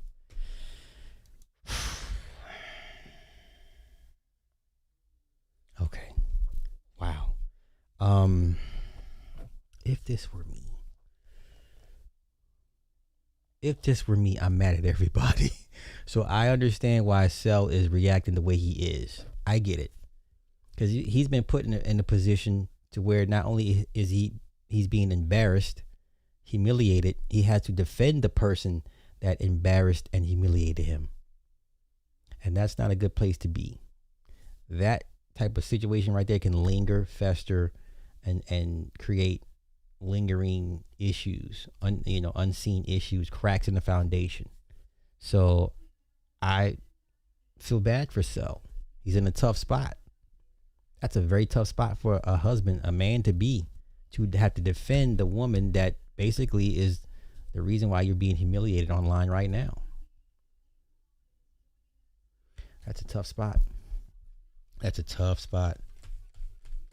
Hey, Free Zone, do you have the clip of where she spazzed out on him? Because I would love to see that. Ugly, right? I'm gonna see if I can finish. You went to the internet and you called my wife ugly, right? I didn't. Even the dude that was there said I didn't. Who, Trey? She did the yeah. She did the same thing. I don't give a fuck what Trey said because he a fanboy of yours, my nigga. Anybody else? Both of y'all were. Tommy, here's the crazy part. Wait, time out, Tommy. Here's the thing. Even though I could be a fan, I can still be honest and tell the truth and not have a biased distinction. I can be a fan and I can not have a biased fucking distinction about you. If I say that you're wrong, if I say that you're fucking wrong, then you're fucking wrong. All she did was throw a fucking text message. Okay, Sharon, the mediator. Sharon, I ain't done yet. I'm not done yet. Okay. Shout out to Free Zone. We're having a good breakdown of this. Okay, who's in the wrong in your eyes? Now, in my eyes, Tommy's wrong and Raw B is wrong. Okay? Because from what I gather, we wouldn't have known all this behind the scenes prior stuff had she not spazzed out. But I think Raw B is trying to paint a picture of, see, here's Tommy doing what Tommy does. He's trying to always screw somebody, always trying to get with one of us women. But that's not going to work against Tommy. That's what he's known for. Now, and you miscalculated your plan to try to embarrass Tommy, and it end up backfiring and embarrassing your husband. See, now, this type of shit might get your ass whooped. This is an offense that warrants an open-handed slap to the mouth. Listen, I'm not a proponent of violence, but correction is needed. If this is me, you're gonna get slapped up. Just on GP. I'll defend you, but just know when we get home, you getting your ass whooped. You're getting beat up. I'm not gonna hit you in the face, but you're definitely getting beat up. Okay? Wow. I feel bad for Cell, man. I feel bad for the dude. Once again, Tommy being Tommy. Don't let me finish. You just keep on talking. Go ahead, because you're not going to actually deal with what's on the table. All you do is deflect. Hold on. Let me attempt. So, first of all, you're not coming through your regular microphone. You're coming through your computer microphone. That's number one. Number two, Cell, you got to give him a chance to fully respond so you can fully get what Thank you. Wow, this is crazy. Conversation, okay? This is crazy. I understand this is very high tension. I don't know all of the information of this situation. So check. Is it coming through now? Yeah, that's better. So after you accuse him, Cell, even just please let him fully address it so this way y'all can get to a point where y'all can just have an actual discussion about this very difficult topic right now. So got you. I'm not sure how you would have a civil discourse about this. How? So Soul says his Cell's arguments are weak based on her actions. How? Now maybe I'm seeing this differently than y'all. So here's what I'm looking at. I'm looking at a man in Tommy that's toxic, that has mean girl ways about him, that will look for any and every excuse to one up somebody. That's his in his character. That's in his nature, right? In this instance, we have a woman in Raw B. I don't know much about her, but enough of like you move kind of sloppy, right? So if whatever they had was pre-marriage, I would hope Raw would tell her husband, hey, this YouTuber guy I used to talk to and whatever. At least give him a heads up. That's the first thing that should have ever happened. Listen, this YouTube shit, if you've had a relationship with former YouTubers and you're dating non-YouTubers, you need to let them know. Because God forbid you're watching a stream of somebody you've liked for years and come to find out him and your current wife had an exchange. It happens. Right? If you're going to fuck with somebody, a woman on YouTube, you need to ask her, hey, who all have you dealt with? Not saying he had sex with her. Who have you dealt with on YouTube? Because I too am on YouTube and I don't need any surprises. And she needs to be honest and be like, okay, this is who I've dealt with on YouTube. Okay? And I'm only saying this because I'm speaking from experience. Okay? Now, that should have been something already discussed and should have already had a plan in place if things go left. Now, Tommy is who Tommy is. The moment Raw B says, you know what, I'm going to try to make him look bad, using myself as an example of another woman him trying to get with. That is a huge miscalculation, knowing he's already got this old exchange from you. And you know how Tommy is. He will throw it in your hubby's face just to one-up him. Cell is right now he's a Spartan. Sparta would still be here had the queen not told homeboy to not kick Xerxes' messenger down the damn black hole. Remember, she gives him the nod. He's looking at her like, and she's like, and this is Sparta. And he kicks Xerxes' messenger down the hole. We wouldn't be here had Raw B just said, you know what? You're not worth the time or my energy. I got a whole husband that I should be focused on. Had Raw B exhibited some type of emotional intelligence, some grace, some maturity, had taken a step back, had taken a deep breath and said, you know what? I'm talking to Tommy. Tommy would love nothing better than to expose me for what I did or what we did or didn't do in the past. Let me focus on my marriage and let him have that victory. Let him have this W. And let me go focus on my marriage. Cell has no choice but to crash out. Now, the bigger question is does Cell have enough in his marriage to say, bitch, I should knock you through a wall for making me look crazy this last week? Did I sum it up? Am I wrong? Am I right? I think I'm spot on.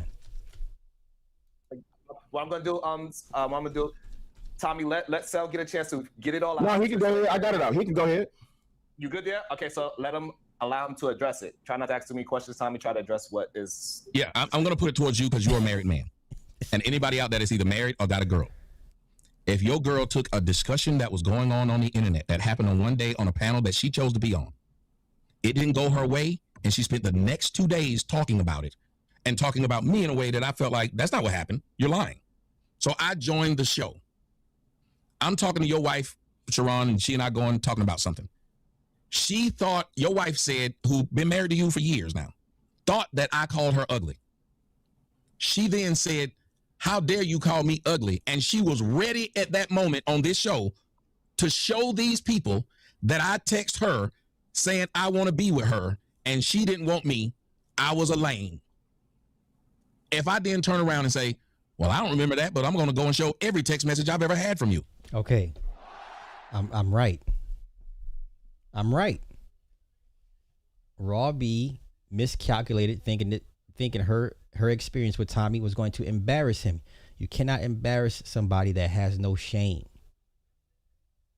How do you embarrass a guy like Tommy? He's been through everything. Everything. He is ceramic. He's been through multiple fires. Her miscalculation was, well, I think I can make him look bad using myself as an example. No, sis, because now he's going to play the game of one-upsmanship and it's going to feature your husband, and the egg is going to be on your husband's face. Nobody comes before your marriage. Nobody. Not your mama. Not your little punk ass kids. Huh? Not your punk ass kids. Yeah? Okay. Yeah, definitely the wrong target. So I stand firm with what I said. So we're here because of Raw B's huge miscalculation, huge lack of emotional intelligence, huge lack of situational awareness, poor proper strategic planning. Just we're here because of emotions. She got emotional and figured the best way she could one up him. Tommy is a mean girl. He can go with the best of them. I feel bad for Cell. Now, if in the text messages I show everything that your wife sent me since she wanted the world to know we used to talk, which would make no sense for a married woman.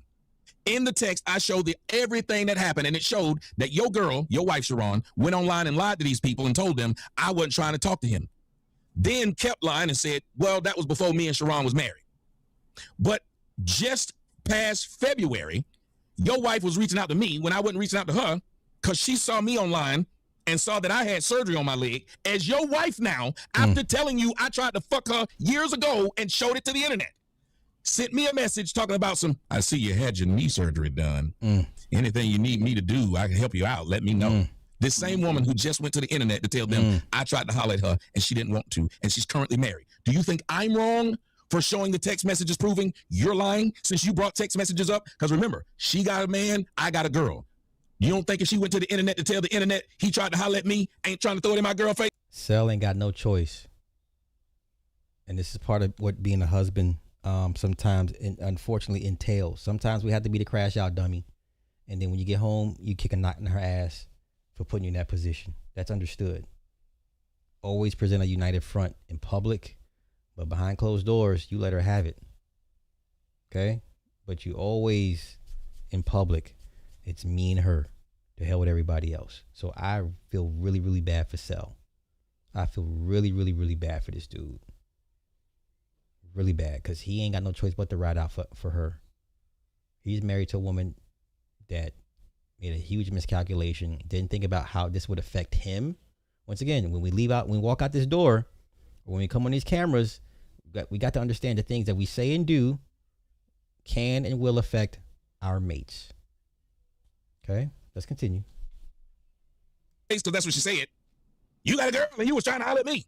So why wouldn't I show everything that happened to protect myself? Am I wrong for doing that just because you sent me pictures of your titties in the inbox? Wow. After telling the world you wasn't trying to fuck? Wow. See what I'm saying?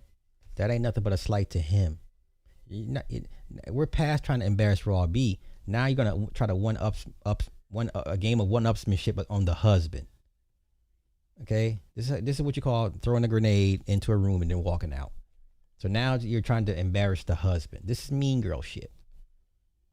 This is mean girl stuff. This is wrong. Tommy is a piece of work, man. Listen, if you give him, you cannot give a guy like him any opportunities. He'll use it against you first chance he gets. First chance he gets. And this is another black man that you're doing this to. This is another black man you're doing this to. But okay, come on. After telling the world you didn't like me, after telling the world I was talking to you, when the video showed I stopped talking to this woman, she kept texting me even when she was married. So is he done? Yes. I'm asking him, would you be mad at me? You ain't asking me shit. You said you was talking to Sharon. Would you be mad at me, or would he understand my reply to his woman? So, so this is a very okay. Cell cannot come out here online in front of Tommy's face and say she was wrong. He cannot. Y'all, he must present a united front with his wife. He cannot openly admit to Tommy, Sharon, and whoever is watching say, yeah, she's wrong. You cannot afford to do that. This is like the soldiers going to fight a war they don't agree with. Yeah, it's wrong, but guess what? This is what we need you to do. Okay? Come on.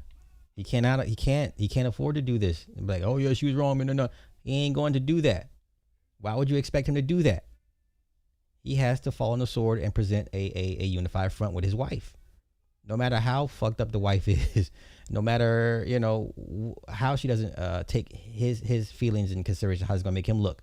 Regardless, he's not going to leave the woman. very complicated question. I'm going to answer it. Please let me finish the answer. Wow. So yes, Wow. I would understand that you showed the text, but I would still be upset if she has explicit picture that picture came out as well. So yes, she was wrong, and also I would be highly upset if I was the husband that her explicit picture was also presented as well, because that picture could have been sent. I don't know if it was censored. I don't know what but I'll be upset. It was censored. No, hold on, wait, no. He wanted to know. He wanted to know. It's my turn to talk, Tommy. I know, but he wanted to know what kind of picture it was. Why would you tell him she had a bra? It's my turn. It's my turn to talk. Oh God, he don't want you to know she had a bra. Fine. It was a picture of her chest with a bra on. Okay. And it was another picture that she has on her social media page wearing a nightgown. Give him the respect to finish up what he got to say. Go ahead. You see, Tommy. You see that smirk on his face? So it's about a game of one-upsmanship. He doesn't care about anything but winning and making other people look bad. That's it. That's all he cares about, y'all. This is a very, I don't call him evil, but he's a petulant child. Tommy is a petulant child. Tommy is one of those kids that didn't get enough ass whoopings growing up. You understand? Tommy's one of those kids that grew up. Grandmama is 80 years old, and she'll cook him food, and he'll accidentally drop the tray on the floor and expect old ass grandmama to pick it up. He's one of these children I deal with at school. He's a petulant child.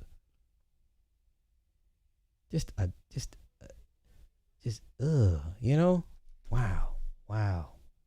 Man, my heart goes out to Cell, man. You in a tough spot, bruh. So, yeah. Okay, cool. So even when she sent that text message about your fucking knee surgery, nigga, I'm the one that said, hey, make sure Tommy good because he had his knee surgery. Because I didn't have your fucking direct number, nigga. I'm the one that said, yeah, you know what, you and Tommy friends, I understand y'all had a thing in the past, but guess what? It is what it is. As long as it's kept on a professional level, I don't give a fuck. Because here's the thing, nigga, if anything of me ever came out, which, trust me, everybody, I know the shit that I used to do. You think I'm gonna feel embarrassed about it?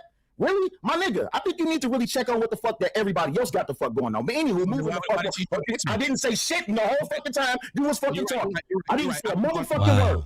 I didn't say a motherfucking word. Wow. So anywho, prior to fucking 2023, June of fucking 2023, whatever the fuck text messages, whatever pictures got sent, I don't give a fuck. That has nothing to do with me. Once we started our fucking relationship, our fucking marriage, once we started, at the end of the fucking day, y'all, I'm under the impression that y'all are friends. That's why I'm like, oh, okay, cool. Well, you know, the nigga tried to fuck, guess what? It looks bad on him that this nigga is supposed to be a millionaire. He can get any bitch that he wants to, and yet still, he couldn't bag you, but I got you. But no problem, right? So cool. So he got a show going on. This nigga Tommy reach out, oh, okay, yeah, could you come to the show? Yeah, I'll come to the show. He reach out to the wife, could you come to the show? Yeah, I'll come to the show. Okay, I'm going to assume Tommy had ulterior motives for bringing Raw B onto his show. We can only assume.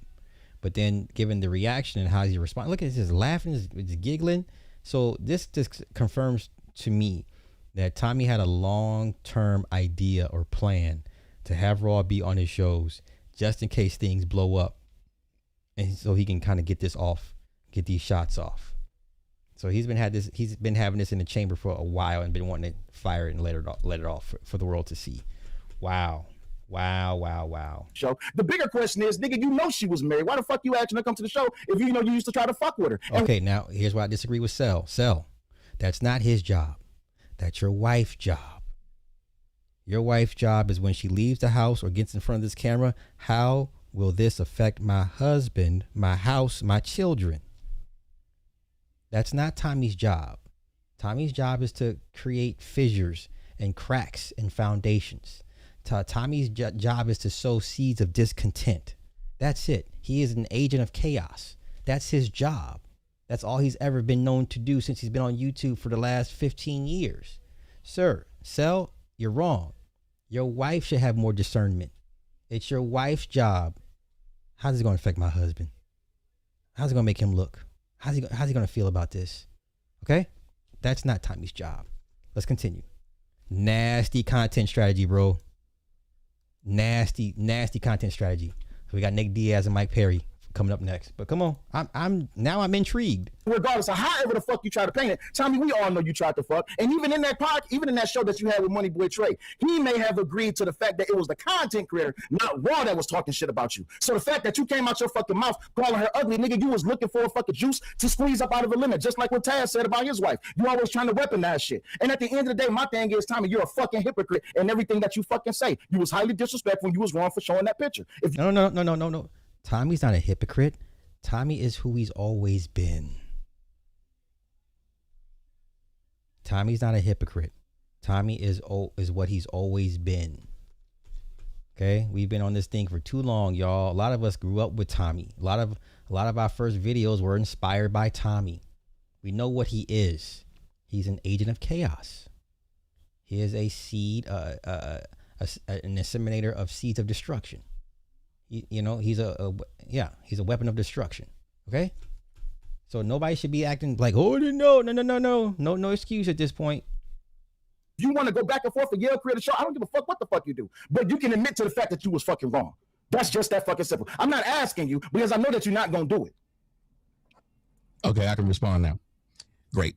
First off, what you said was, you thought to yourself, and I want all y'all to hear this. This nigga's supposed to be a millionaire, and he wasn't able to bag her, and I was. I would never judge my penis against another man's penis, and I damn sure wouldn't say this about my girl. But let's just, wait a minute, didn't you just tell me? I thought so. Let's go. Okay, let's set the second part. Okay, so she said, no, who's this? Mind Chaos Bruce said, what I said was, I wasn't ugly when you wanted, and you said you wanted me to be your girl, and you tried to dent it and make yourself look like a fool. But you are mad because your girl was watching Kick. Tommy, he's a liar. I don't know who that is. Okay, I'm just listening. This is fascinating. The second part is this man said, you was trying to fuck. Anybody that knows me and anybody that's fucked me or knows I've tried to fuck, what do? Offer you to come out to where I'm at? Offer to talk to you about trying to fly you here, get you here, any of that stuff. Your wife didn't get none of that. I didn't ask her. That's a lie. That's a lie. Okay. So why are you trying to debate? We're past all that, sir. So it's not about a debate if he tried to fly her out or not. That's inconsequential at this point. We're here because your wife made a huge miscalculation. She forgot what was important and how her decisions affected you and your household. That's why we're here. Okay? Your wife tried to play a mean girl game with a guy that she had prior dealings with, and it backfired, and now you have egg on your face, and you have to be the drone bee that rides out for the queen at dawn, and hopefully you come back home from the war. Okay? That's what we're doing. Audience, did I not show the entire thing? That's why I showed it. Your mouth right there, that line, you gonna tell me what the fuck I showed. I showed all of them. Your wife showed them. I never asked this girl to go anywhere. As a matter of fact, he's gonna keep on talking. He gets to, you interrupt people all the fucking time. Sir, you just told me to stop and I did. Go ahead. Now you can't stop your motherfucking self. I can stop any fucking thing that I want to, my nigga. Go ahead. Quit crying and just keep talking.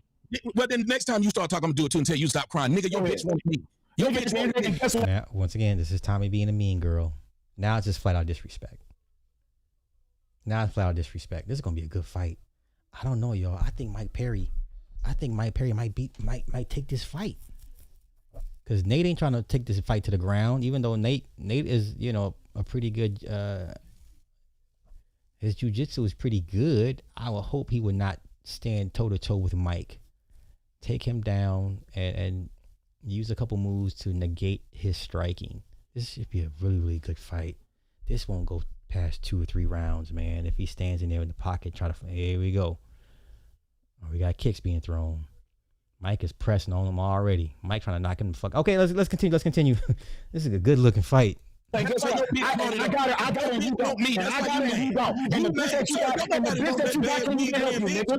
Nigga, you fuck with a nigga known as crispy. Yo, nigga known as having a fucking STD, my nigga. Reaching out to me. You know your bitch. You literally got swung on, and nigga, you didn't even defend yourself. Shut the fuck up, Tommy. You ain't even built like that, Tommy. And you still ain't built like that. Okay, now remember, I hear you, Sel, but we all know why Tommy got swung on at that Black Power event. Because them Black Power hoes was choosing on Tommy, and Q Bud and them guys didn't like it. And one of them guys swung on Tommy. That's what happened. Over a woman. There we go. Take him down to the ground. Come on, Nate. All right, get up, Nate. Okay, let's continue.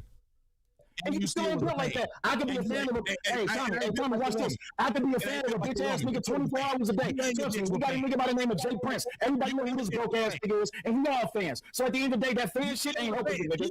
That fan shit ain't helping you, nigga. That fan shit ain't helping you. We got an ankle lock? We got an ankle lock? Do we have an ankle lock? He's got a leg. He's got a leg. I told you, hey man, listen, Nate can fight on the ground, man. He just likes to stand in the pocket and knock people out. But Nate jiu-jitsu, don't sleep on Nate's jiu-jitsu. This is the fight that Nate needs to do. Take it to the ground, man. All right, come on, let's go. As much as you try, guess who's still fucking. As much as you try, guess who's still fucking. As much as you try, guess who's still fucking. Stop talking. I want to still talking. As much as you try, guess who's still Okay, fucking. this game left now. You ain't never had the Come on, fucking Sharon, chance. step You ain't in. never had the fucking chance. Just be Sharon, come honest, on, step you in. hurt because you got rejected by that. Step in, Sharon, step in. Sharon, step in. You need a moment now. Niggas in this motherfucking YouTube space that have been in her inbox, and all the niggas is left on red. What the fuck is you talking about? Okay. He makes a mention to a point that I said earlier. If you're going to deal with somebody that's on YouTube, you need to ask, or they need to reveal, who all have you been dealing with? Oh, Nate's hurt. Oh, he's punched to the sternum. He's hurt. Nate's hurt. Damn it. Anywho, so he acknowledges what I said earlier. You need to know who all you've been dealing with on this YouTube thing. Okay? Okay. How many niggas gotta keep on coming up talking about, oh, I hate that you were Raw B because I tried to be her. And guess what? I'm the nigga that got her. Not damn nigga that ever came out their motherfucking mouth can say that they fuck with her except me. So at the end of the day, just be honest, Tommy. You mad, bro. You hurt. It's okay. We get it. Men can have emotions too. No, Sel. It's not that he's hurt. In his mind, he's winning. In his mind, this is what he wanted. Sir, I'm not sure how Sel sees this, but Sel is the one with egg on his face because of his wife's miscalculation. It's really just that simple, y'all. And I'm not sure if anyone is seeing it from the lens that I am. Okay? Not saying my purview is the right way, but in this case, it's the right way. Because I can't see how you can't see it any way else. Right? Raw is the common denominator here. She's the snowball that went down the hill and caused all this. And once again, this does not make Tommy look bad at all. We're gonna be like, oh, that's just Tommy being Tommy. He's always in some woman's inbox. He's always DMing a woman. He's always fucking on a woman. That's Tommy. You can't embarrass this man. Sir, Sel, you are the one that's being embarrassed. You're this woman's husband. Okay? I feel bad for the dude. Listen, he has to crash out. Sel has to crash out. Right. Mike is bloody. They're both bloody. Oh, this is going to be a war. See, Nate is going to try to go toe-to-toe with the guy and not go to the ground and lose his damn fight. They're both bloody. Come on, man. Nate Diaz could have been one of the best to ever have done it if he just did what he was. Oh, my God. Okay. See, he ain't stopped. He did all that talking. Y'all see how you filibuster? I got to hear everything he said about how I'm jealous. Every time I try to say something back about what actually happened, you over talking. You complaining about the fucking complaint, but you're not talking. So talk. Literally, y'all, if I was jealous of his girl, Bruh, that he's with her, he said, Nate's pissing me off. He said, why were you still texting my girl if you knew we was married? Those elbows. I showed the text messages from your girl to me, and you even acknowledged that you told your girl, which sounds crazy as shit. I see that Tommy's. Okay, let me stop here. It seems that Mike is stronger than Nate. But if it goes to the ground, Nate can sub him. I don't like the idea of Nate trying to stand toe-to-toe with Mike Perry. This is all Mike Perry does. Okay? Nate is a better, much more well-rounded fighter than Mike Perry will ever be. But Nate is a hard-headed, and he just wants to do it his way, and he's not doing it the right way. He shouldn't be all this. Look how bloody he is. He shouldn't be just cut up this early in the fight. Oh my God. Okay, come on. A little bit more of this, and I'm out of here. I'm gonna get back to these fights. Having knee surgery, since I'm not his friend, you text him and see how he doing, and tell him if it's anything he need, give it to me. You know what she never told me? Not one time out of her mouth in one text, you can't find one where she said, I's married now. Not once. And I don't know a woman that got married that wouldn't tell a nigga who tried to fuck them that they're married. You done? Cool, because nigga, even months ago when I was on your fucking show, even when we ended up, and I usually don't like to talk about shit that happens after the show, even when we ended up after the show, I told you I was married to Raw B. So what the fuck is you talking about? No. You don't fucking lie. That's right before your ass went to Fresh and Fit, and that's when I sent you the fucking video of the fight between me and Fantastic. That's how long ago that was. Sharon, I just said something that was straightforward. You said you didn't even ask me about my knee because we weren't friends. Those were your words. You sent it through your wife. For some odd reason, the person I'm friends with, your wife, never said, because if we're friends, I don't know a friend that don't tell a friend they done got married, especially when I tried to fuck them. You done? There's no way around that. Damn, it's kind of fucked up. It's almost like niggas don't pay attention because, nigga, if I'm her motherfucking husband, and I told you that, hold up. And again. Once again, Cell has no choice but to crash out and fall on the sword for Raw B. He has no choice, y'all. Now, what Cell should have done is left this conversation about 10 minutes ago. Okay, he should have left this conversation 10 minutes ago. Sitting here arguing with the guy that does this for a living, that's a complete mean girl, and was just waiting for the chance to let this off and possibly embarrass you. Now you're making it much worse. There's nothing else to talk about. What you should be doing is at home right now and possibly, him and, this what Cell should be doing right now. Hold up. Let me show y'all what Cell should be doing to Raw B. Hold up. Let me find it. What's the movie called? What's the movie called, y'all? What's the movie called? Damn it. Her name was Juanita. Dead Presidents. This is what Cell should be doing after he left that live, because he stayed on for too long. He left for too long. He stayed on that live for too long. This is what he should be doing to Raw B right now when he got home. For embarrassing him. I'm fucking him. Whose baby is that? Don't even answer that. Okay, Perry ain't got no cardio. No, you're right. I ain't gonna answer it. I mean, shit. Nate can finish him off. Anthony, you the big Marine man with no damn job. You know every fucking thing. Take him to the ground. This fight's over. For me. If you think I'm jiving you so much, Anthony, why the hell you with me, huh? Why the fuck you with me? What, you think I need you? You think I need this shit? Fuck, you can't get a decent job. You won't fuck me. The only time I get to hold you is when you're having one of them silly ass nights. Shut the fuck up. Shut the fuck up. Uh-huh. You don't know, girl. You just don't know. Just don't know. Don't you fucking walk away from me. Get the fuck off of me. Hey, if your wife ever embarrasses you like this to that degree that man Cell over there fighting for his life, drowning in the sea of Tommy's mean girlness. This is what he should be contemplating when he get home to Raw B. Walk away from me, Anthony. Let me go. What about that? I'm gonna kill you, girl. Don't try to run up on me Ever run up on me. Ever again. I'll tell you one here. Fuck off me. Yeah. I wish if your wife ever embarrasses you to this degree, do you understand? Do you understand? Oh, let me find it. Where's it at? There we go. We back. Oh my God, Nate is pouring blood. He's leaking. Oh, he's out of here. Go ahead and finish him off, Mike. He out of here. Come on, finish him off. It's over. Come on, finish it. Come on, ref, stop the fight. Come on, ref, stop the fight. He is leaking.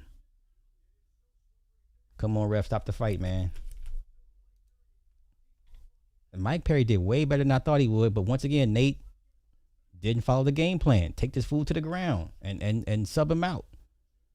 Man, he's tagging him. Let him back up. He's gonna let him back up.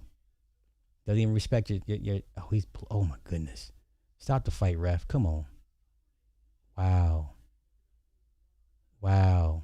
You saw the blood on the back of his head and his back? So nobody wants to throw in the towel? Nobody's gonna throw in the towel. You can't even see. Cheesy Peach. Mike Perry done found his second win. He's confident. He's not afraid of Nate. He doesn't respect nothing he can do to him. He's walking him down. Body shots. He's just walking and just following him to the... Come on, man. Ref, go ahead and stop the fight. Ron, I'm talking to you. Sharon, I'm talking to you. And again... Nigga, stop crying. Ain't that what you told me? Nigga, get out your pussy ass feelings. I'm talking to Sharon. Okay, let me stop it there because this exchange should not have gone the way it did, and it went on for far too long. It went on for far too long. And then he told y'all the untruth, which was her first text was she just showed what I said. She said I had no interest in him. I did not try to talk to him. She literally went live and said it and told it that way. Then you go and watch. He's outta I here. don't remember this, but let me go show the Stop feds the some fight, shit ref. that's told Thank these you. people this existed. Jeezy Pete's. I don't know why you go out of your way to let people know I tried to holler unless you hold me to some kind of high esteem. Because she wouldn't have said that a crackhead tried to holler. Anyway. Okay.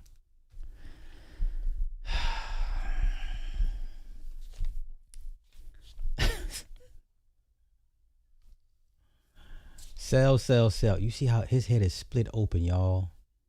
This man's head is split open to the damn white meat. Holy cow. His shit is split like in a damn diagonal pattern. What made you were not supposed to go toe to toe with a bare knuckle? Oh my God, Nate, come on, man. You too good to go out like this. You too good to go out like this. Jeezy Pete's. All right. Cell has to crash out. And Tommy is Tommy. But this is he's not gonna leave his wife, man. So hopefully he learns from this, the homie Cell, and you know that was bad. I didn't know it was this bad, y'all, with the whole Raw B thing. I didn't know it was this bad. But this fight was even more insane. Okay, one more fight left, y'all. One more fight. We got one more fight. This was bad. This was bad, y'all. This whole situation here is bad.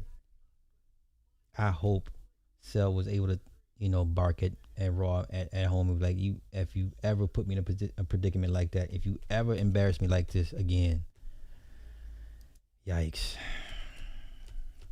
Wow. Okay. Tommy is Tommy, y'all. Tommy is Tommy. That's never going to change. I mean, that's his bread and butter. But yeah, Mike Perry really gave Nate Diaz the work. Wow. Okay. Oh, that's his name. Cellulite Podcast. That's his name. Or that's his moniker. Cellulite Podcast. So I think he closed the show talking about AM and Anton. Yeah. Does anybody still watch Angry Man? I mean, no diss to him, but is he still a thing? is that still a thing? Angry Man? I'm just asking questions, y'all. Yeah. No, Cellulite. I'm sorry, Cellulite Podcast. Cellulite. Matter of fact, man, my bad, y'all. Let me get y'all some wrenches, man. My bad. So y'all must be on the movie review channel. Okay. Fair enough. Let me find some of y'all. What up, Club? You ain't got a wrench? Oh damn. I've been slacking. I'm sorry, y'all. Forgive me.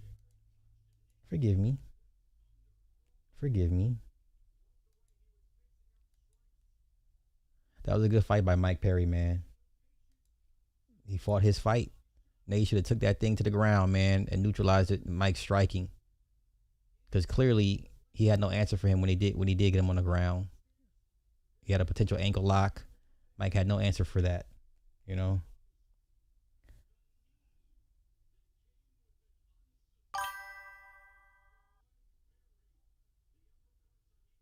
Whew. Yeah, I hate seeing Nate get beat up like this, man. Oh gosh. Okay, that was bad. Okay, let me see anybody else. We got one more fight, y'all. One more fight.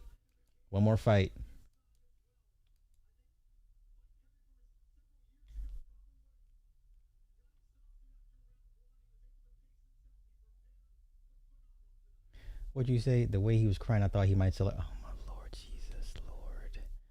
What I think about Larry Wheels? Oh, he's getting a divorce? For real? I didn't. Finally? I mean, jeez. We can go take a look. Paul, what's happening? Extremely, but girl, you know how it is. These husbands, we have to crash out for the wives, man. It's just that's part of the job. So Larry Wheels getting a divorce, huh? Okay. You're getting a divorce. Wow.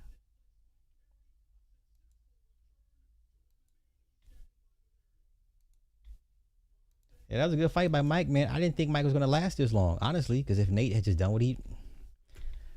Okay, let me go. Let's check out Larry Wheels. Larry Wheels divorce. Wow, that's crazy. Okay, who filed for divorce? Who filed first? Okay, he confirmed that he and his wife have separated and are heading toward a divorce after 2 years. The split has quickly gone viral due to a lack of a prenuptial agreement and the drama following separate. Okay, so so the red pill doesn't work. Okay, red pill does not work.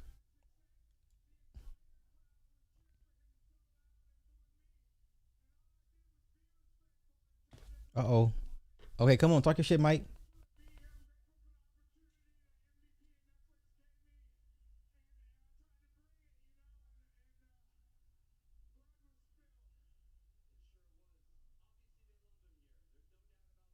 Hey, respect to Mike Perry, man.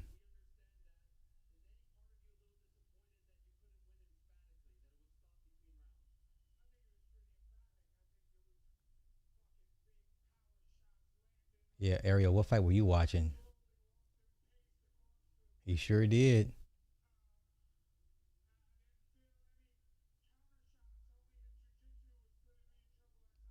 See? Should have took him to the ground.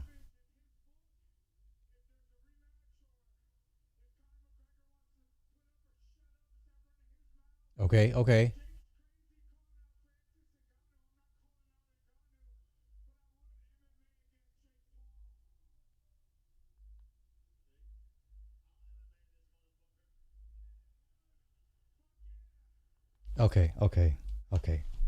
Okay, let's see here. Confirmed the couple had separated. They grew apart, added that the issues leading to the split were irreparable, but stated that he intended to continue financially. See, once again, y'all, red pill, it does not work. He intended to continue financially supporting her and making sure she was taken care of. Okay. Wheels' prior admission that the couple did not sign a prenuptial agreement. Okay. He skipped the paperwork because he fully trusted his wife. Fans heavily criticized the move given his massive financial success and streaming career. Despite the split, Larry has continued to fund her lifestyle and let her keep a $300,000 Bentley. What are you gonna do for that's on him, y'all.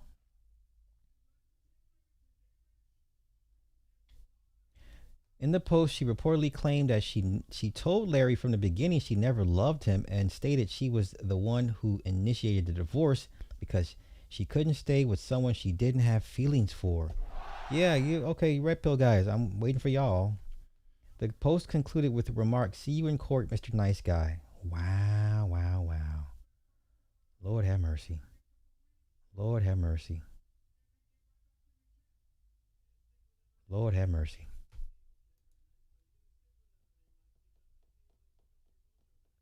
Lord have mercy.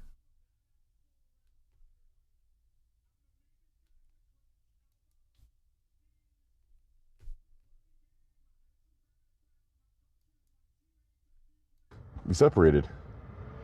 You just gonna tell him that on camera, nigga? It's the truth. You want me to call her, fix it? Call her, fix it. Trying Can to we fuck my fix wife? this? I'm good, man. She gave up. Nigga, you must have been a real asshole for her to give up the G-Wagon. I mean, we're separated, but I'm still gonna have to take care of her. So I'll get her something nice. I'll make sure she's good. And I want you to go fix that shit. Beyond repair. No, it's not. Go right. It's nothing's beyond repair, nigga. Is it worth fixing, or are you cool being you? It's beyond repair, man. Beyond repair. Wow. All right, man. We ain't gonna talk about that shit. What's up? Why'd you bring her? We separated. Oh, let me see what they talking about. This goofball. I'll be so pissed if I was his coach.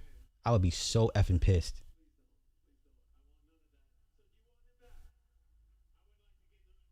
For what? Nah, we don't need a rematch. He beat you pretty handedly. I mean, he beat you like there's no doubt he's a better fighter. No, is this man drunk? Is he high? Oh no, Nate Diaz, too many shots to the head, bro. Let Nate Diaz go, y'all. Nobody wants to see a rematch. Let's continue. Oh boy. I hope you signed the prenup. No, I have not. Oh, you signed a prenup? Somebody's asking me if I signed the prenup. I'm like, I have not. Funny, I did bring it up a couple times early on, but I decided not to go forward with that. I trust her. Wow. I hope you signed the prenup. No, I have not. Terrible. Hey, that red pill shit ain't working, y'all. That manosphere stuff doesn't work in real life. I'm just saying it doesn't work. It's not real. Or it doesn't work in real world applications. It only works, it sounds good in theory, but you can't apply that shit in real world in scenarios. No, you can't. Okay. We got one more fight left, y'all. One more fight. Tomorrow we're going hiking. And then, yeah. He'll be on the panel soon. Uh-oh. Oh, no. Oh, no. Oh, where you at, Paul? Where you at? Who wins between Joshua and Fury? Ooh.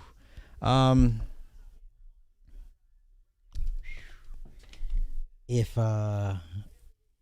Joshua is fighting for the spirits of his dead homies, and I would say Joshua, if he taps into that like loss and uses that as motivation and fuel, I would say Anthony Joshua, like an angry but controlled Anthony Joshua, I would say he beats Fury.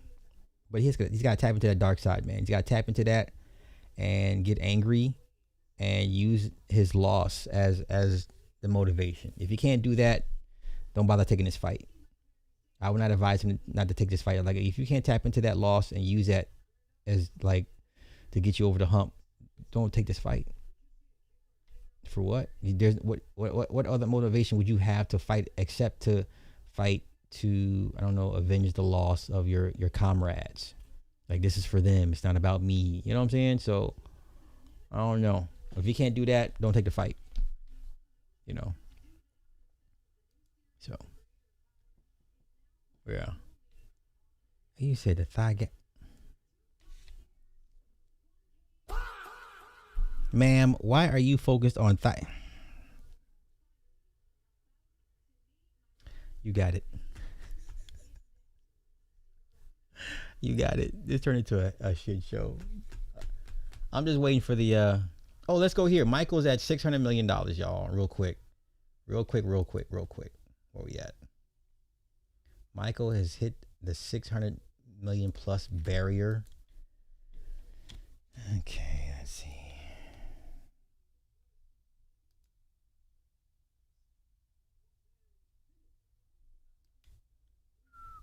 Here we go. $621 million. Okay. That international number's slowly starting to gain some speed. Slowly starting to get a little bit bigger than I needed to be. Once again, this is awesome for domestic. I said domestically 250 to 260.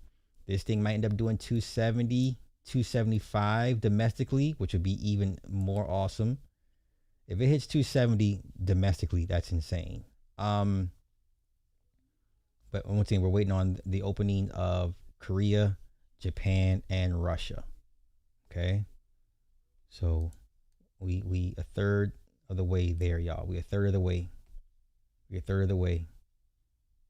I would hope Universal leaves this thing in the theaters and just let it leg out. Just let it leg out.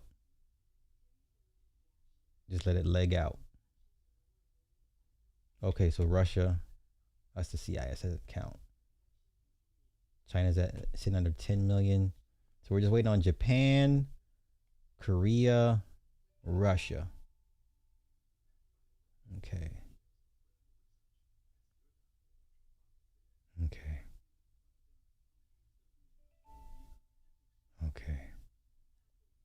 We getting there, y'all. We getting there. Let's see what we okay. What is this? So by Monday, maybe 625, 626 by Monday. Maybe.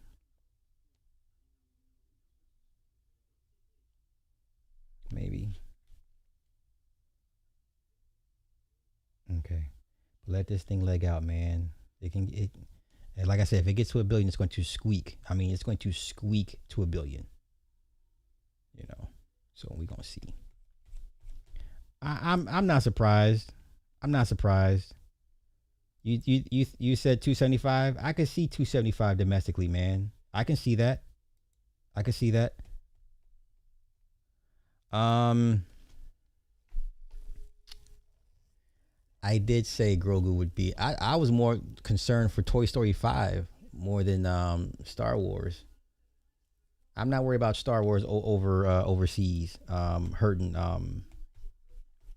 this. I don't think once again it's not on premium screens anyway. So it got back to IMAX last weekend. So as of right now, okay, so Mortal Kombat is pretty much done. It'll be on VOD in another couple of weeks. Masters of the Universe is tracking very poorly. Street Fighter 2 is tracking very poorly. So the only movies you really have to worry about at this point is Scary Movie 6, maybe Supergirl, definitely Toy Story 5.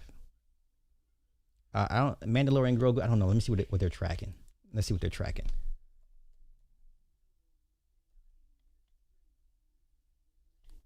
Let's see what they're tracking.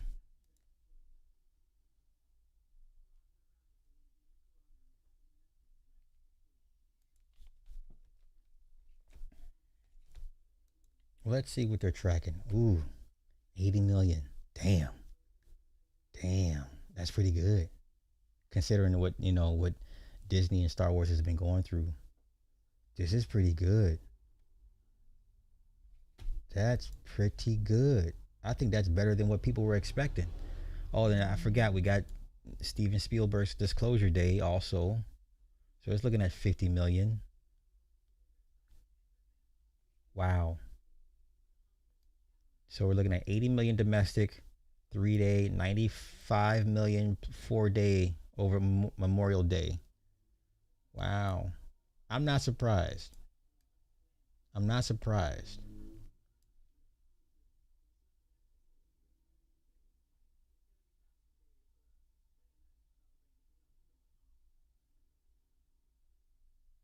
I'm not surprised. Oh, where we at? Look at this. Is God Is. This movie here that we were talking about the other day is right now looking at $2 million. 3-day weekend.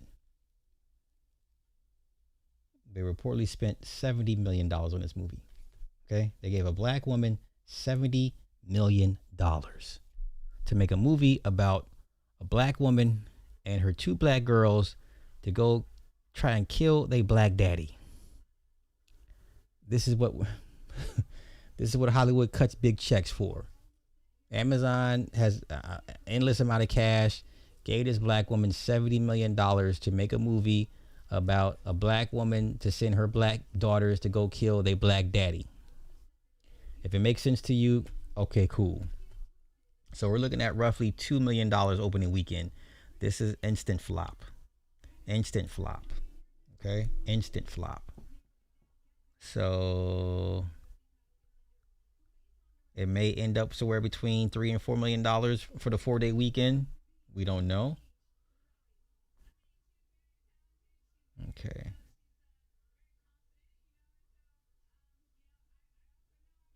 Masters of the Universe is looking at $32 million. This thing costs $200 million to make. This is going to flop. That's going to flop as well. Scary Movie 2 is going to be like, I think, the big summer hit. This thing is going to probably do better numbers than, I think it will beat Supergirl. They both open the same weekend. I think Scary Movie 6 may end up beating Supergirl at the box office that first weekend. I would not be surprised.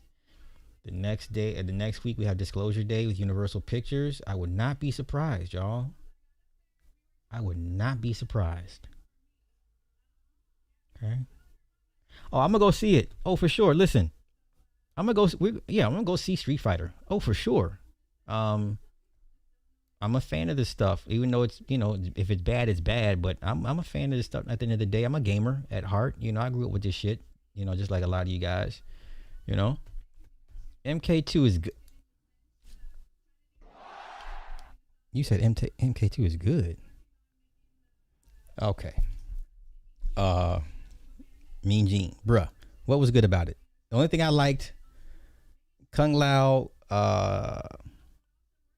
Liu Kang fight scene. That was good. Jack's katana fight scene was good. Shao Kahn, played by Martin Ford, was good. Perfect casting for him. That's pretty much it. Oh, of course, anything with Scorpion and Noob Sabat, that was good. That was it. So I don't know, bro. I don't know what you. Hey, if you liked it, that's all that matters, man. That's all that matters.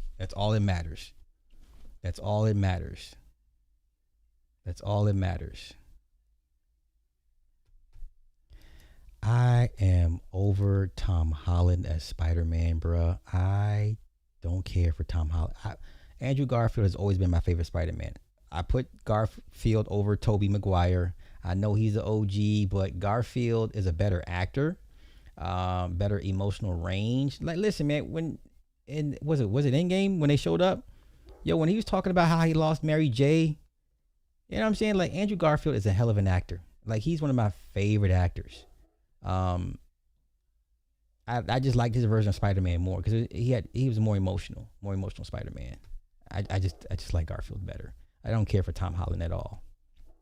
So, was it better than the first one? Not by much, bruh.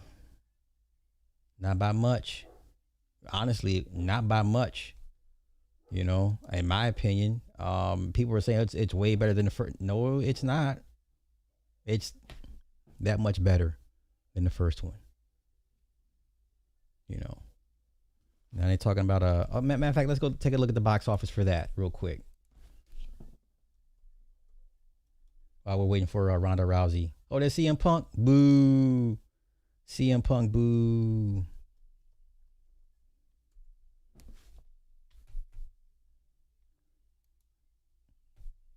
$85 million worldwide. Instant flop. This thing cost what? 200 million. It needed to hit 240, 250 to break even. Matter of fact, let's go take a look at what was the production budget on that thing? Mortal Kombat.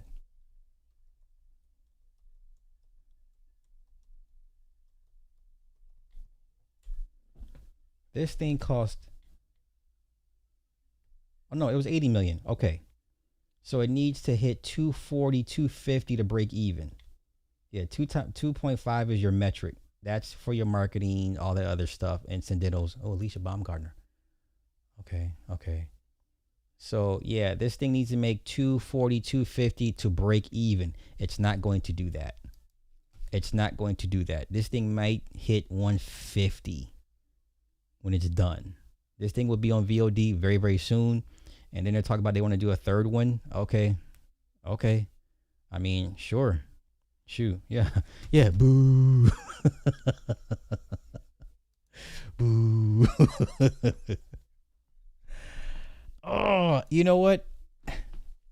I liked The Amazing Spider-Man 2. I thought Andrew deserved a third Spider-Man. He deserved it. That movie made how much money? Hold up. And even though people complain about Jamie Foxx as Electro, I didn't mind it.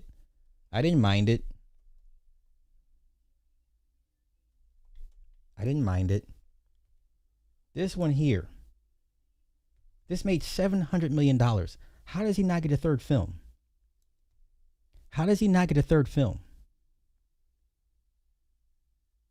This thing made $700 million. How does he not get a third film?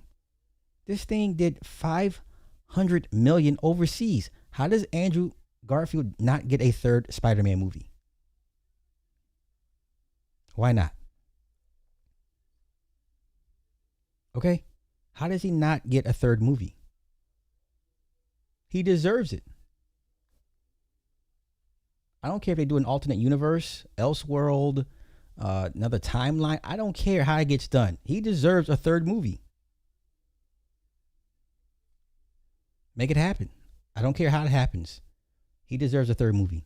I think people would line up in droves for another Andrew Garfield version of Spider-Man.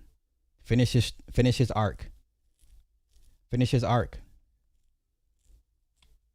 This is crazy, man. This is crazy. Even though with all the negative reviews, people were mad that, you know, Mary J died and Jamie Foxx and all that. People were complaining, but this movie still made $700 million. Okay? Take your ass to sleep. Night-night. Night-night. Spider Noir looks good. I can't front. Spider Noir looks good. I will watch it. Nick Cage can do no wrong in my eyes. I will be watching Spider Noir. It looks very, very good. Matter of fact, let's go take a look at the trailer while we're waiting for this fight to pop off. But Mortal Kombat 2 is flopped. How much Masters of the Universe? Wait, let me look up the budget real quick. Masters of the Universe. The budget. What's the budget for this? And I'm going to go see this, though. I'm going to go see this movie. Between $170 and $200 million. The movie will need to gross at least $425 to break even. It's not going to do that. It's going to flop as well. Okay? It's not going to do that. All right? What? This have a talking about her wrench. Can you see me, Joel? I'm telling you. Oh, okay. Hold up. Joel. Talking about where's my wrench? You don't need no damn wrench.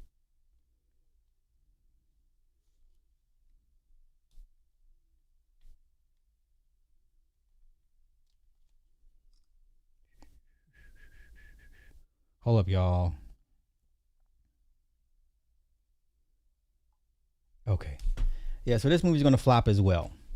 You're not going to get a sequel out of this. You're not getting a sequel out of this. Sorry. All right, so what was we looking at? Oh, Spider Noir. Spider Noir trailer.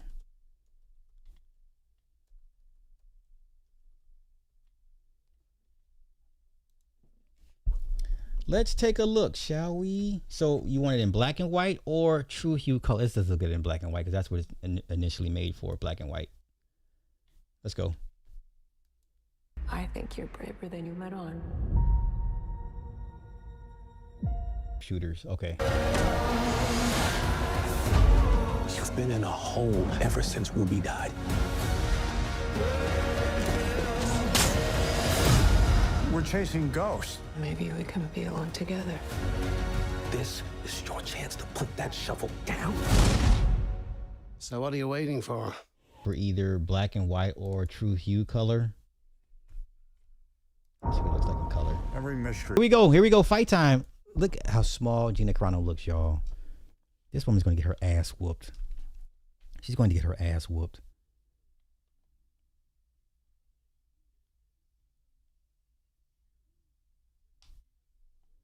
She's going to get her ass whooped. I don't think this fight goes 3 rounds, y'all. I don't think it goes 3 rounds. Ronda going to end this shit early. Look how small she look. Oh, my gosh.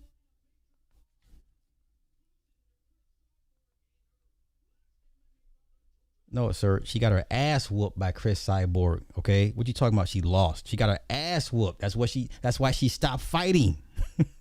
She's like, oh, this is what I gotta deal with. I'm out. Yeah, Chris Cyborg sent her ass into retirement. Matter of fact, this is the iconic shot. This is what sent her in. This is what put Gina Carrano into retirement. Hold on, let me show y'all the shot that everybody knows what I'm talking about.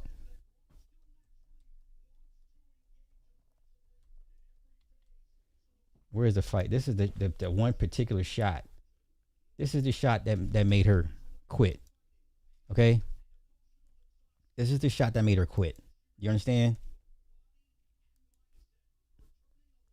This is what sent her into retirement. She wasn't prepared to fight women like Chris Cyborg. Do you understand? This is what drove her into retirement. 17 years ago, I believe. Okay? All right? This is what sent her packing. This woman is 43 years old. Okay? 43 years old. Keep that in mind. This is what sent her packing. All right?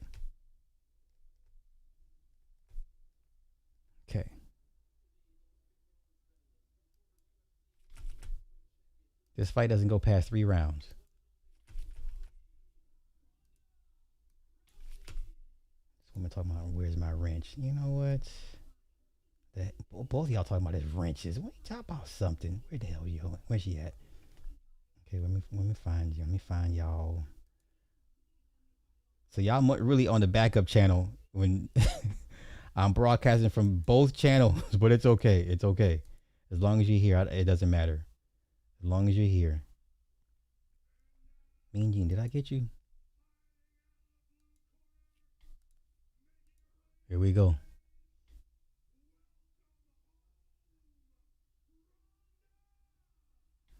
I'm not the biggest fan of Ronda Rousey, but let's not act like she can't fight. Let's not act like she can't fight.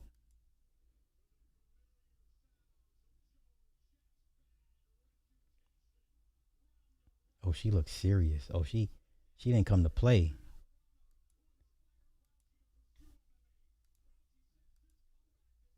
She left her team behind. She walked out by her goddamn self like, I don't need nobody. I love it.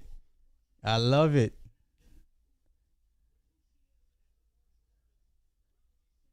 Wait, who says she fight bums? Listen, you act like women's fighting divisions are stacked from top to bottom. Women don't grow up trying to be MMA fighters, bruh. Okay? I could say the same thing about Clarissa. Clarissa Shields fought nothing but bums and couldn't knock nobody out. But yet somehow people have given her the pass to use the term GWOAT. How? She fights tomato cans too. Women don't grow up to be fighters. Okay? Sorry.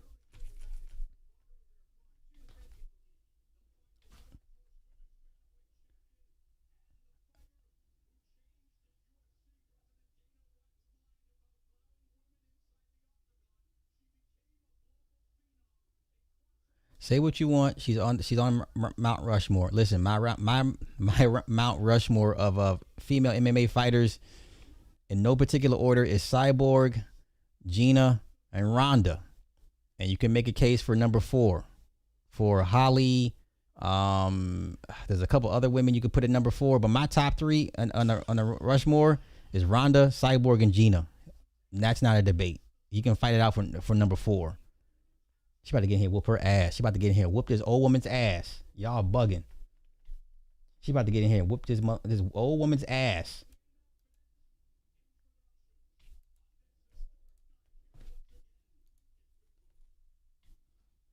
Y'all said Gina gonna win this fight? What's wrong with you people? Wow.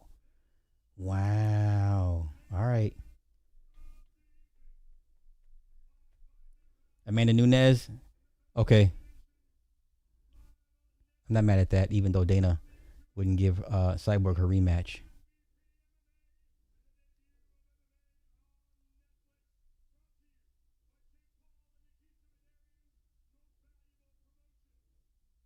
She about to get here and get her ass whooped. What? You wouldn't consider Cyborg? Man, listen. What? He said, white on white crime. I'm done. I'm done. You don't consider Cyborg? What? Bruh. Come on, don't do this, Club. Club, don't do this, man. Don't do this. She is hands down the greatest living female MMA fighter ever. That's not a debate, man. That's not a debate. Bro, don't do this. Come on. Come on, Club. Don't do this, bro. Don't do this. She's the greatest. She's the greatest. She is the greatest. She's the greatest to ever lace him up. It's not a debate.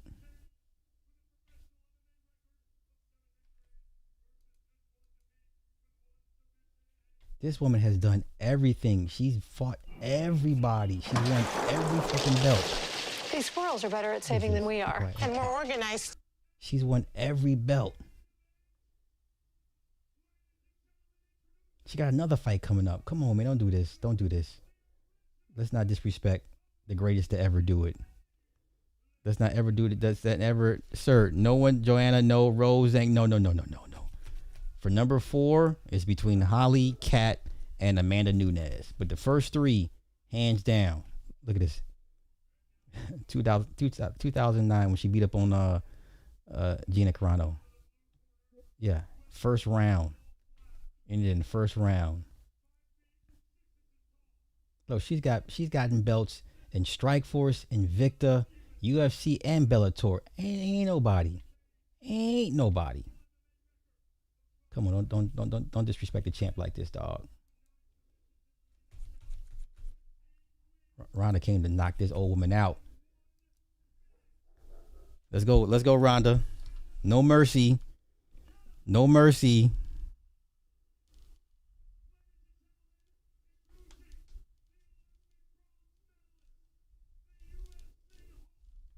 Yeah, put some respect on her name, man. Yeah, man, put some respect on Ronda Rousey's name, man.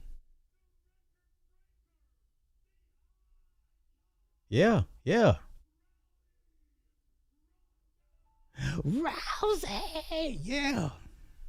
I'm no fan, but come on, man. This bitch is a problem.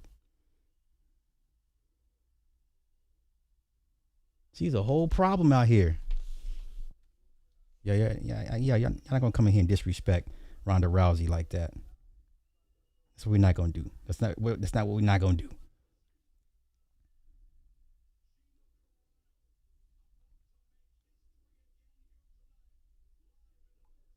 She about to beat, mind you, Gina is 43 years old. Please keep that in mind, everybody.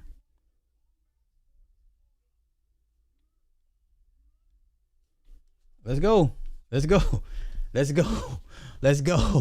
Oh, what? We're going to the ground already. Here we go. Pound her out.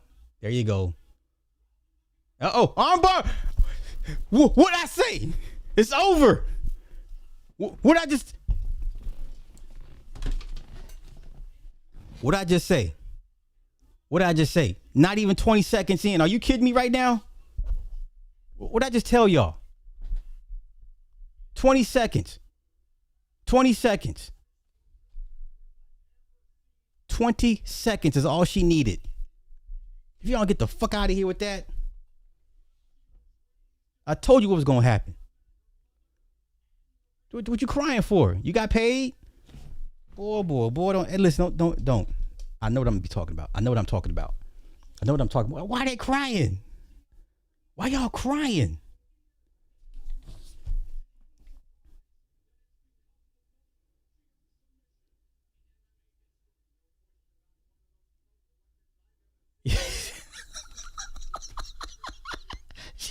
She took a check. She said, fuck this shit. I got my check.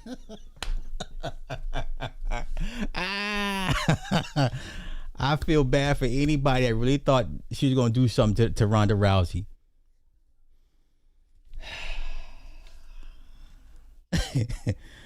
It doesn't matter. If you can't stop the move, whose problem is that?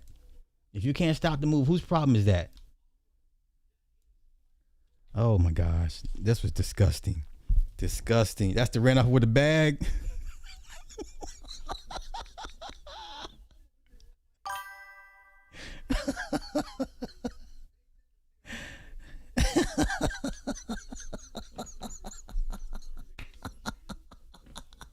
Yeah, pick up your check, Gina. Y'all thought she was gonna come in and do something. Boy, she just gave her the arm. Watch this. Just give her the arm. She started tapping before she even had it locked in. Well, she caught that leg and went down. It was over. She caught that leg and it was over. I need y'all to understand. This woman went to the Olympics for judo. Okay? She's a judo champ. Why y'all sitting here like...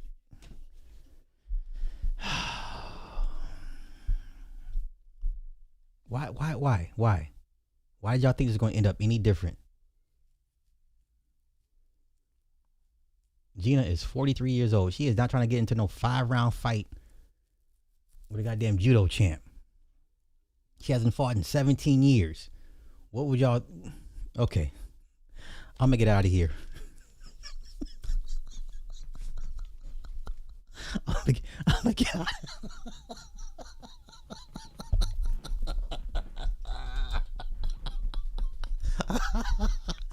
I'm gonna get out of here. Thank y'all for coming through. God bless and good night.